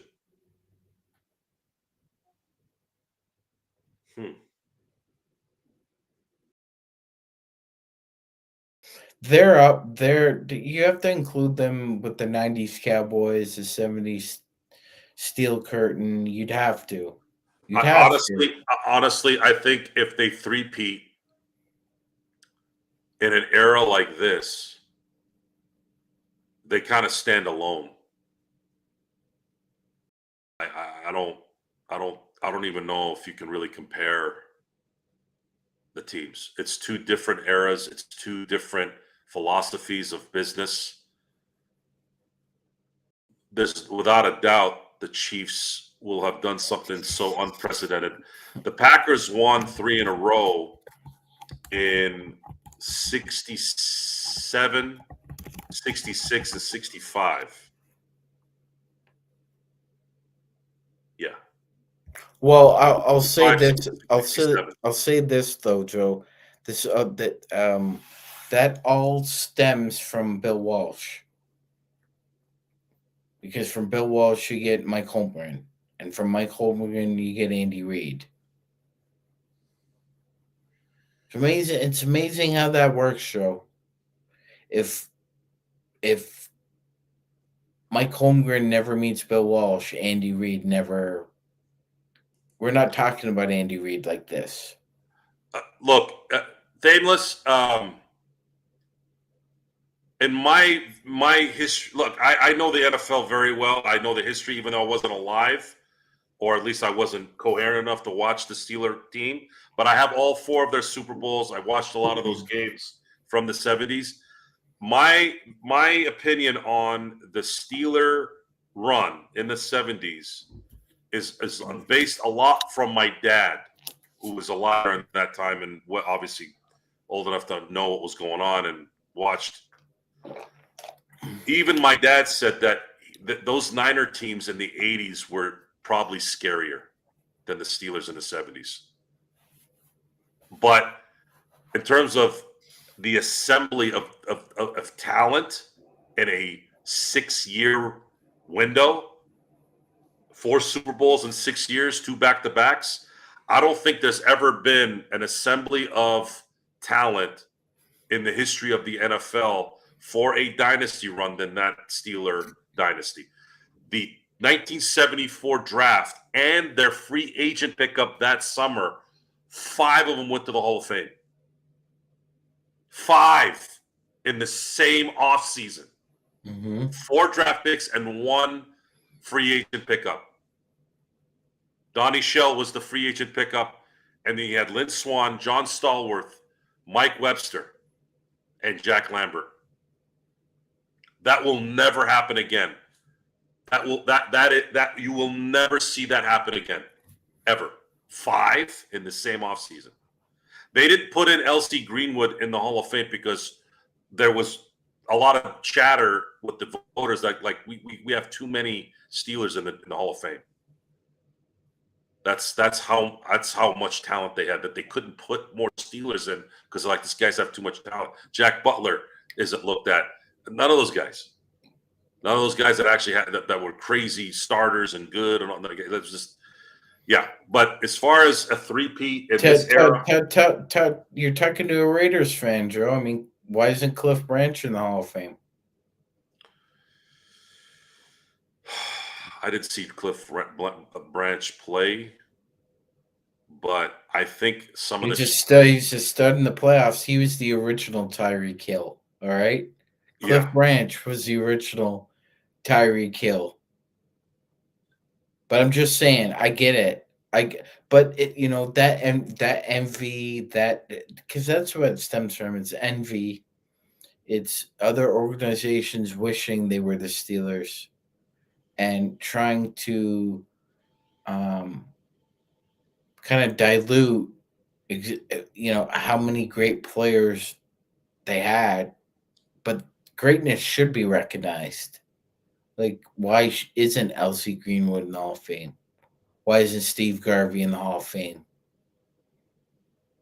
Well, Make it make sense, right? Make it make well, sense. it's always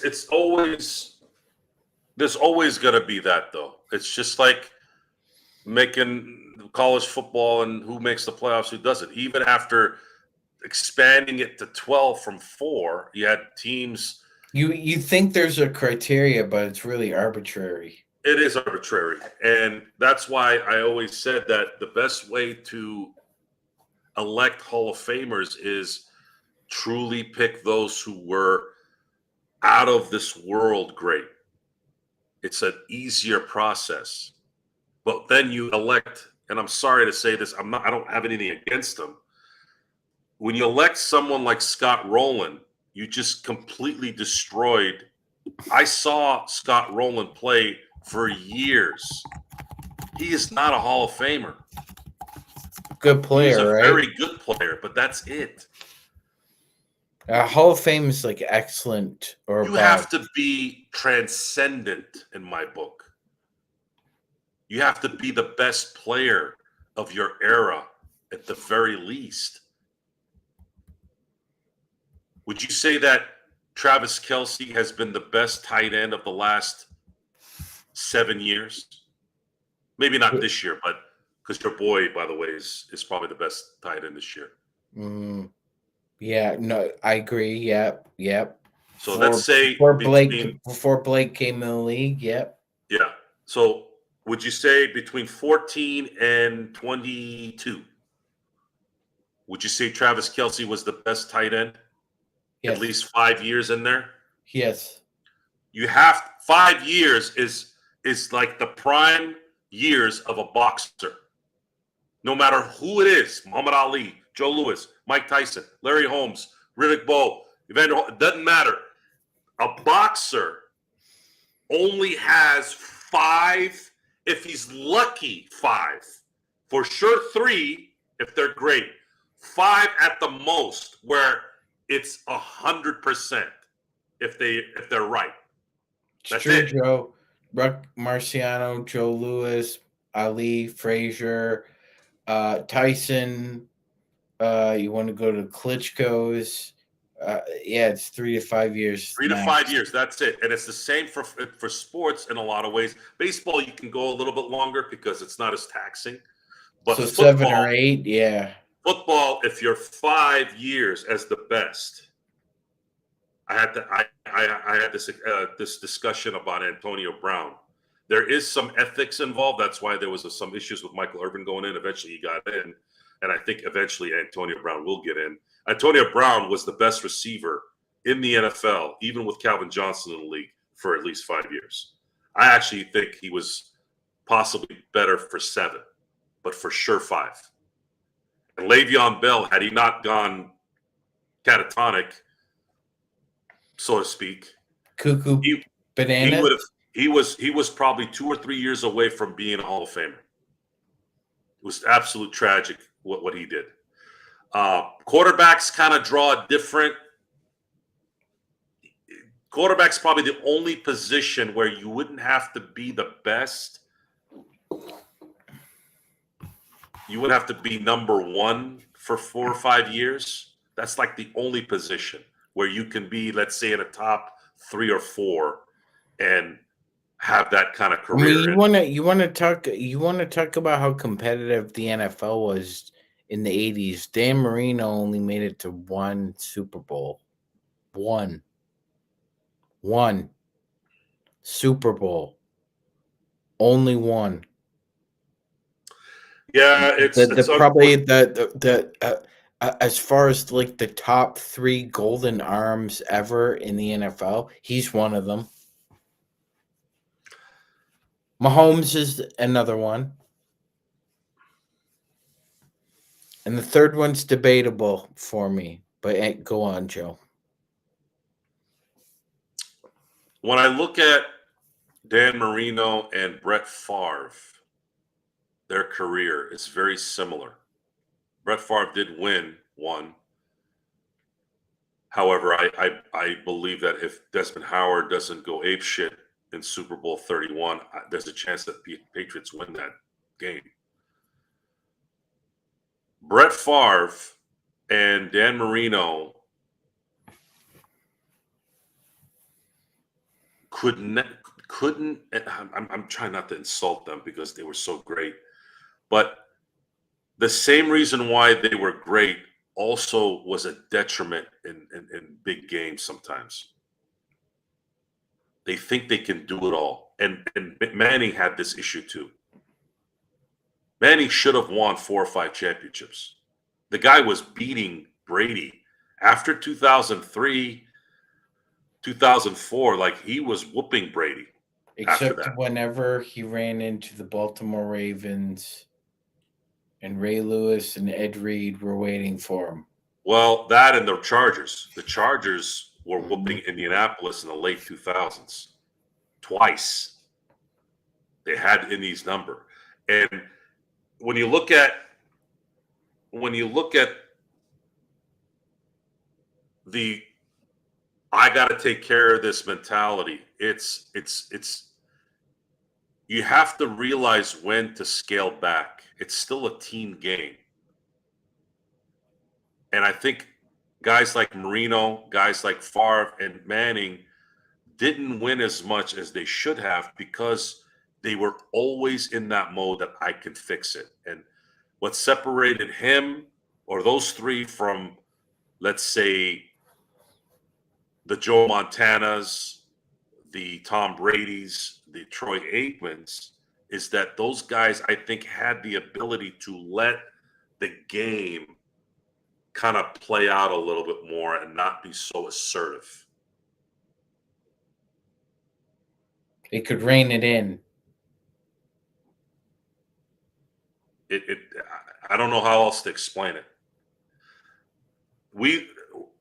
One of my first memories of football. No, it's like this, Joe. I think I can come up with a good analogy. It's like trying to tame a wild horse.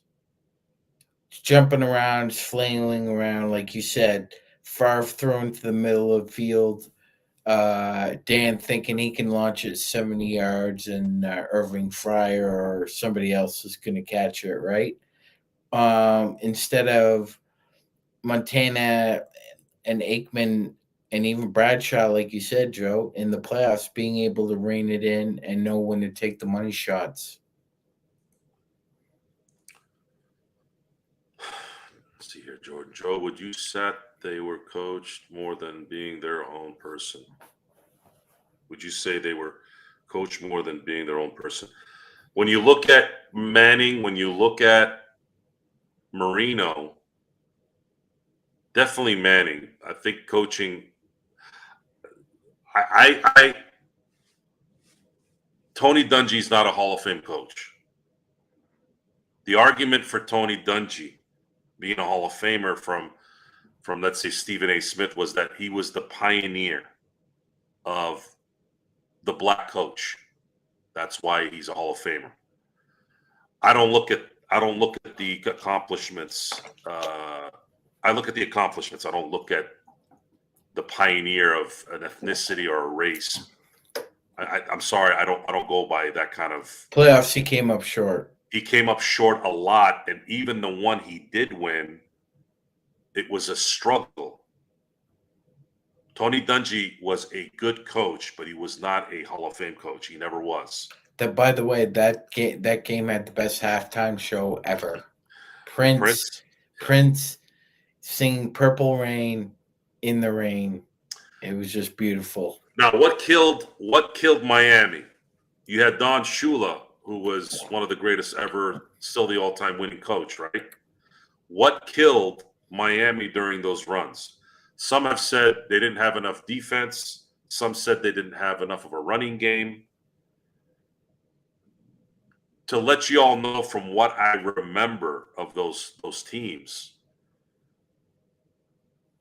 you were never going to be a running team Dan Marino as the quarterback. So that needs to go away. And if you think that it could have worked, Jimmy Johnson, when he was in Miami those first couple of years, was trying to establish that. You can't trick. Marino was too entrenched in being who he was. You couldn't teach that guy a new trick. And then as far as the defense is And concerned, Jimmy Johnson was doing that with Jay Fielder. yeah. Shout out Jay Fielder wherever you are. So, what separated Brady? What's separating now Mahomes from all these great quarterbacks? I know why Big Ben didn't do more, especially the second half of his career. You can argue and say that after 2010, that the next 9 years, unfortunately, Big Ben came up short too many times in big games. Why? Was it the inability to prepare, the inability to have the right? I don't think so. I think he was not Diminishing skills, Joe. I don't think his skills were diminishing between 2000. If anything, they got better after those first 3 Super Bowl runs. He should have gone to at least a couple more with the talent he had, and he didn't. And I think that doesn't put a stain on his career, but it definitely puts a stain on that he could have been better than what he was. If he wins in 2010, it might have lessened a little bit because he would have gone to the Super Bowl 3 times and he would have won all 3. But not winning that Super Bowl kind of made the second half of his career. Yeah, I mean it's not Marlon Brando on the waterfront. Mhm. I could have been somebody instead of what I am, a bum. It's And an he's not unforgiving. Yeah, sports can be unforgiving or unappreciative. Some people Joe, will look. again, you talked about the AFC, the NFC East, and I talked about the NBA West, right? With those kind of like look at the behemoths that were in the AFC between 2003 to 2020. You had the Ravens, the Steelers, the Patriots, the Colts. Now Brady's got the most rings out of all of them, but they all beat the hell out of one another. Brady, with the help of Belichick, created that. But I also think Brady had the ability to scale back. I think he was the smartest quarterback that you could probably smart in that he knew when to not. He was the John Force of quarterbacks. For those of you who don't know who John Force is, he's the greatest funny car driver in the history of the best drag racer ever. Mm-hmm. Kenny Bernstein might have an argument there, but in my book, it's John Force. Yes. You know why? And I was told this by people who knew John Force, who know John Force. Sorry, John Force is still alive. Yeah, he's still alive. Right? Yeah. And still funny as hell and still cool, by the way, from some of the interviews I've seen him in. They said John Force never, ever thought when he got out that he couldn't fix whatever was going on. His heart and mind never, ever thought he couldn't get the car where it needed to go. Didn't matter if it was flipping, if it was driving sideways, if the engine blew up, he always felt, I can get this back. That's not a human trait in a lot of ways. That's a supernatural trait, especially when you're flying out at 300 miles an hour. Now, I'd say the death toll or risk of that is different in football. There's still a risk in football, but not that much. So now let's correlate that with Tom Brady. I don't believe Tom Brady ever thought that he would ever lose a game no matter what was going on, and he adjusted to whatever was going on if he had to. So you look at the contrast between the ones he won, the ones he lost. The most, probably one of the more impressive coaching and quarterback play that I can remember. I was watching the game. Yes, it was a boring game, but I'm watching it as a football fan. The 'Cause Rams that's who and I am, right? the Rams and Right. Patriots, The Rams and Patriots, 13-3. 13-3, and I'm watching Super Bowl 53, and I'm going, and what put the button on it, Sean, was what Sean McVay said. This is what I love about when you know what's going on and then somebody validates it. So I'm watching the game, and I'm going, holy crap, Brady knows that he has to play like this for 60 minutes. Otherwise, he's going to risk losing. Because Aaron Donald's ready to eat him Right? for lunch. He's like, I'm going to just kind of Quick pass. Quick passes. Just do enough. I cannot do any more. I just got to be in that spot. I just got to stay in this little line. Because this is prime Aaron Donald. This is prime Aaron Donald. Right. Yes. And then on top of that, you're watching the Patriots defense virtually shut down Goff and the Rams, and you could see halfway through the second quarter, I'm like, these fuckers are not going to score. They're not going to score today. And then Sean McVay, first interview after the game, he goes, I got out coached, man. I got my ass whooped tonight. I'm paraphrasing right now. But he was like, you could see it in his face. Like, it's just one of those things where it was almost like, I'm sorry, I don't know. I don't know I how to couldn't do adjust. anything. Yeah. Those moments are when you appreciate the sport more. When you have coaching or player absolutely master a moment. Joe Montana mastering the 92-yard drive. Big Ben mastering that drive in Super Bowl 43. Eli in both those Super Bowls he won. Just those guys got in that mode, and it's like, I'm going to take care of this. It's a beautiful game when it goes Colin was so close to being in that conversation. Colin, it would have changed history in so many ways if Jim Harbaugh had run an option a couple times in with that him run. or Gore. Gore was slicing and dicing Baltimore.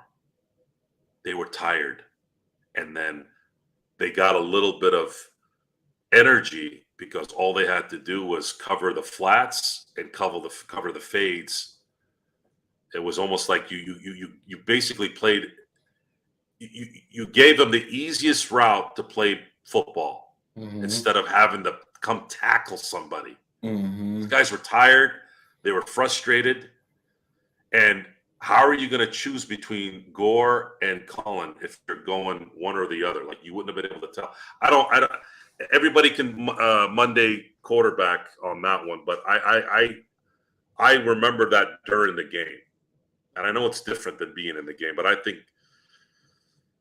thought that was a lost opportunity for the Niners, that they should have went with something that made the opposition uncomfortable, and what was making them uncomfortable was the runs. But again, it is what it is. It's always one of those things where if and when and if we should have. There's so many of those things, and it set a bad. I feel bad because a lot of my friends are Niner fans, and it set the stage for their next two losses too. Well, and rest in peace, Jacoby Jones, because he had a fantastic kick return for a touchdown. That probably the best I've ever seen in a Super Bowl. It was Yeah. to me, it was better than Desmond Howard's. Yeah, I'm not a fan of the Superdome though. I don't like the lighting in there. Uh, they're gonna have the game this year there. I wish they stopped having Super Bowls there. I just don't. Makes me feel like I'm watching the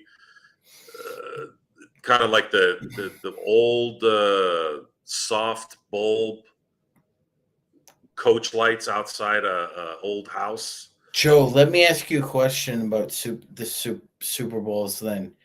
After the debacle we witnessed with the Super Bowl in New York, do you ever foresee another Super Bowl played outdoors Sure. on the East Coast in Uh, February? That's what I meant. I don't think it's not possible. I don't think it's not possible. But I prefer to have. I've always It's better in preferred. a dome or warm Yeah, climate. you Yeah. want it. It's not. It's not just because of the competitive side. It's you have you have millions of people that are congregating around this thing, and it's hard Mhm. to. Traffic's already hard enough to deal with. The last thing you need to deal with is snow. If it's still called it, what's the one in Houston? NRG. Mhm. Yeah, like like that kind of, or the Mercedes Benz Dome. Yeah, don't put it in the Superdome. You got the Mercedes Benz Dome. You got NRG in Houston. You got Jerry World. You could put the game in a better location than the fuck. And Joe, have you ever been in New Orleans? Mhm. You have. Okay. Would you were driving when you were in New Orleans? How Well, I would flew you? there and I drove around Metairie and Baton Rouge and New Orleans, and I was doing a lot of work around the Superdome. Surprisingly, it was after Katrina too. A couple of years after Katrina, I was very impressed actually with the city. I actually enjoyed. I took 2 trips there, How long post Katrina did you go 2 there? years. I still saw the mud water kind of high, but the atmosphere there was very fun. Wasn't during Mardi Gras or anything like that, but I actually enjoyed myself there. I thought it was a great place. I had a friend of mine. He's recently moved to South Carolina, but uh, I visited my buddy Doug out there in Baton Rouge, and it's just a good atmosphere. It's went to the LSU campus. I mean, maybe because I'm a sports guy and they're very Hell, big have the on game in sports. Tiger Stadium. Why put it Yeah, in the Superdome? Tiger Stadium's a better place for it. But anyway, yeah, like the Superdome isn't a place anymore for Super Bowls. So Joe, I don't think. But before we head on out, just to let the rest of the world know, we called the Kings firing Mike Brown about a couple weeks ago. mhm. Before anybody else did, we saw it coming. Um, how confident do you feel now, knowing that they pulled the trigger on a scale of 1 to 10? How confident are you that De'Aaron Fox will be traded before the trade deadline? They would have to get. Hall? They'd have to get a haul, which I don't think anyone's going to give for De'Aaron Fox. I think they trade DeRozan before they trade Fox, unless they get a haul.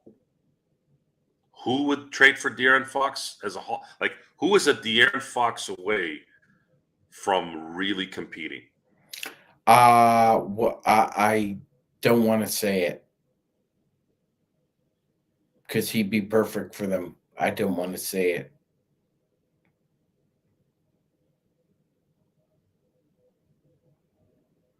I think you can say Boston. Boston. Who would they trade for him? They would trade Jalen Brown, No way. Darren Fox, and Jason. Oh yeah, they would. No, no way They they're would. doing that. Hell no. They would. There'll be riots in Boston. No, there wouldn't. There wouldn't. If you did it, if you included Tatum, there would be. But if you included Brown, there is zero Fox and Tatum would zero chance would make them a contender for the next decade. Zero chance that the Celtics risk. Oh, I'm not saying I'm saying if the opportunity presented itself, Joe, you've got a chance to put De'Aaron Fox next to Jason Tatum, the most clutch player in the NBA, next to Jason Tatum and the rest of the Boston Celtics. You just take out Jaylen Brown. That's it. That'll never happen. There's a better chance of De'Aaron Fox going to the Lakers this year than it would be going to Boston. I never say never. Like they got the pieces. The one team I've heard is Houston in a package with Reed Shepherd. Okay, I could see that. That's the team I keep hearing about. That's like probably gonna, if they pull the trigger with the team, it's gonna be Houston. Probably more likely in the off season. What about Denver? Look for Denver. I don't know, man. Crunky, and then they again, Joe. I read a recent article. It said that Denver even had to cut salary too. They had to trade KCP. They couldn't retain Bruce Brown. They lost Jeff Green. They lost the bench from that championship team, Joe. And they even the economics are hurting Stan Kroenke, Joe. I think economics is hurting a lot more of these owners, and I think the reason why, this is my theory, there's talk of a recession coming with Trump taking office. I've heard I'm not going to get into the details on that, but there's a sign that's being created because there's a lot of these teams other than the Dodgers and the Yankees. All these other teams are not spending hardly any money. Yeah, it's like 9 teams are willing to go over the tax. Right. And It's not a lot of those guys. Everybody's kind of scaling back. Even the ones that have the money are scaling back. And maybe they're anticipating something. Maybe they're anticipating something like a recession, and it's going to be a problem for a few years. I don't know. But the Lakers,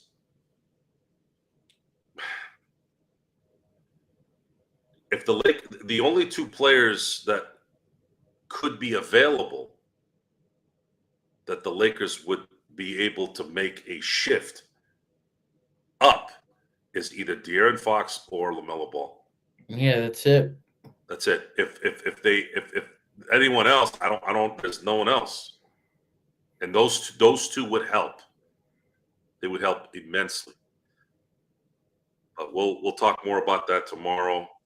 We're going to have a lot of good discussions about Fox as they hopefully sweep the Sacramento Kings tomorrow. Lakers need this needs to be a statement win too, Joe. That the last 2 years they've won 7 out of 8. They fucking swept us, and they won 3 out of 4 a couple years ago. It's time to sweep their ass. Yeah, it is. This is retribution for the last couple of years, for sure. And especially with, it's likely that Sabonis doesn't play. Mm-hmm. He didn't practice. He was sick. I guess there must be a strain of the flu going around because apparently LeBron and Rui were sick. Today, Chujo, they missed practice. So we'll see. But it looks like Alex Len is going to be starting center. And Anthony Davis, he better be ready to go. I hope he's eating his spinach because of all the teams. He needs to make a statement, Joe, after what's happened the past couple weeks. It's always something with AD, isn't it? But if Sabonis isn't playing, AD's playing. I would be in shock if he isn't. He's questionable right now, but I have full confidence he'll be there. Do they sit LeBron? Can they sit LeBron for this game and still win if Sabonis isn't playing? Really? Now, I look. You still have De'Aaron Fox, Monk or Herder have the capability to just catch fire in a quarter, and I don't trust it to sit him. I don't Okay. trust it to sit him, Joe. Well, we're going to find out tomorrow, probably early. Thank you all for watching the Nightcap. We Because went there's almost. if they sit him tomorrow night, it's only because he really wants to rev it up for Cleveland.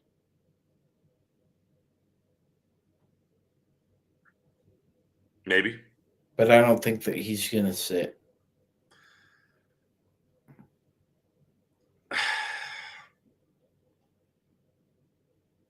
I think I'm I think indifferent at this point. the unless it's for maintenance, the only games I see AD and LeBron missing, Joe, are those back to backs we have with Utah Mhm. before the All-Star break, which is ridiculous. We play Utah in a back to back, Joe, at home and home. So they're in LA one night and in Utah the next night. Well, Rui might be sick too. We're going to need him as well. Depth is already a problem. The last thing we need right now is for Rui to not play, considering his defense between him and Max Christie have been kind of the catalyst in them winning here recently. But again, I want to thank everyone for being here. I wasn't expecting an almost 3 hour show. Sean, thanks for making it go quick. Thanks for the great questions from the crowd tonight. Bloodhound, Jordan, Dameless, Kurt, Aaron, everyone, and all that support the channel. If you want to get in contact with us, just go ahead and email us at LakersFastBreak@yahoo.com. If you want to connect with me directly through Facebook, I'm Johnny Blade on Facebook with Freddie Freeman as the Statue of Liberty. If you want to get at me on Instagram, at SinBlades_turf. And of course, if you want to reach me on X, it's my only real name on any social media, which is Joe Soro, LFB. And again, thanks for the fun discussion here, Sean. And thank you all for the great questions and listening. For the new subscribers, thank you for joining us. Thanks for the likes. And until next time, we'll see you next time.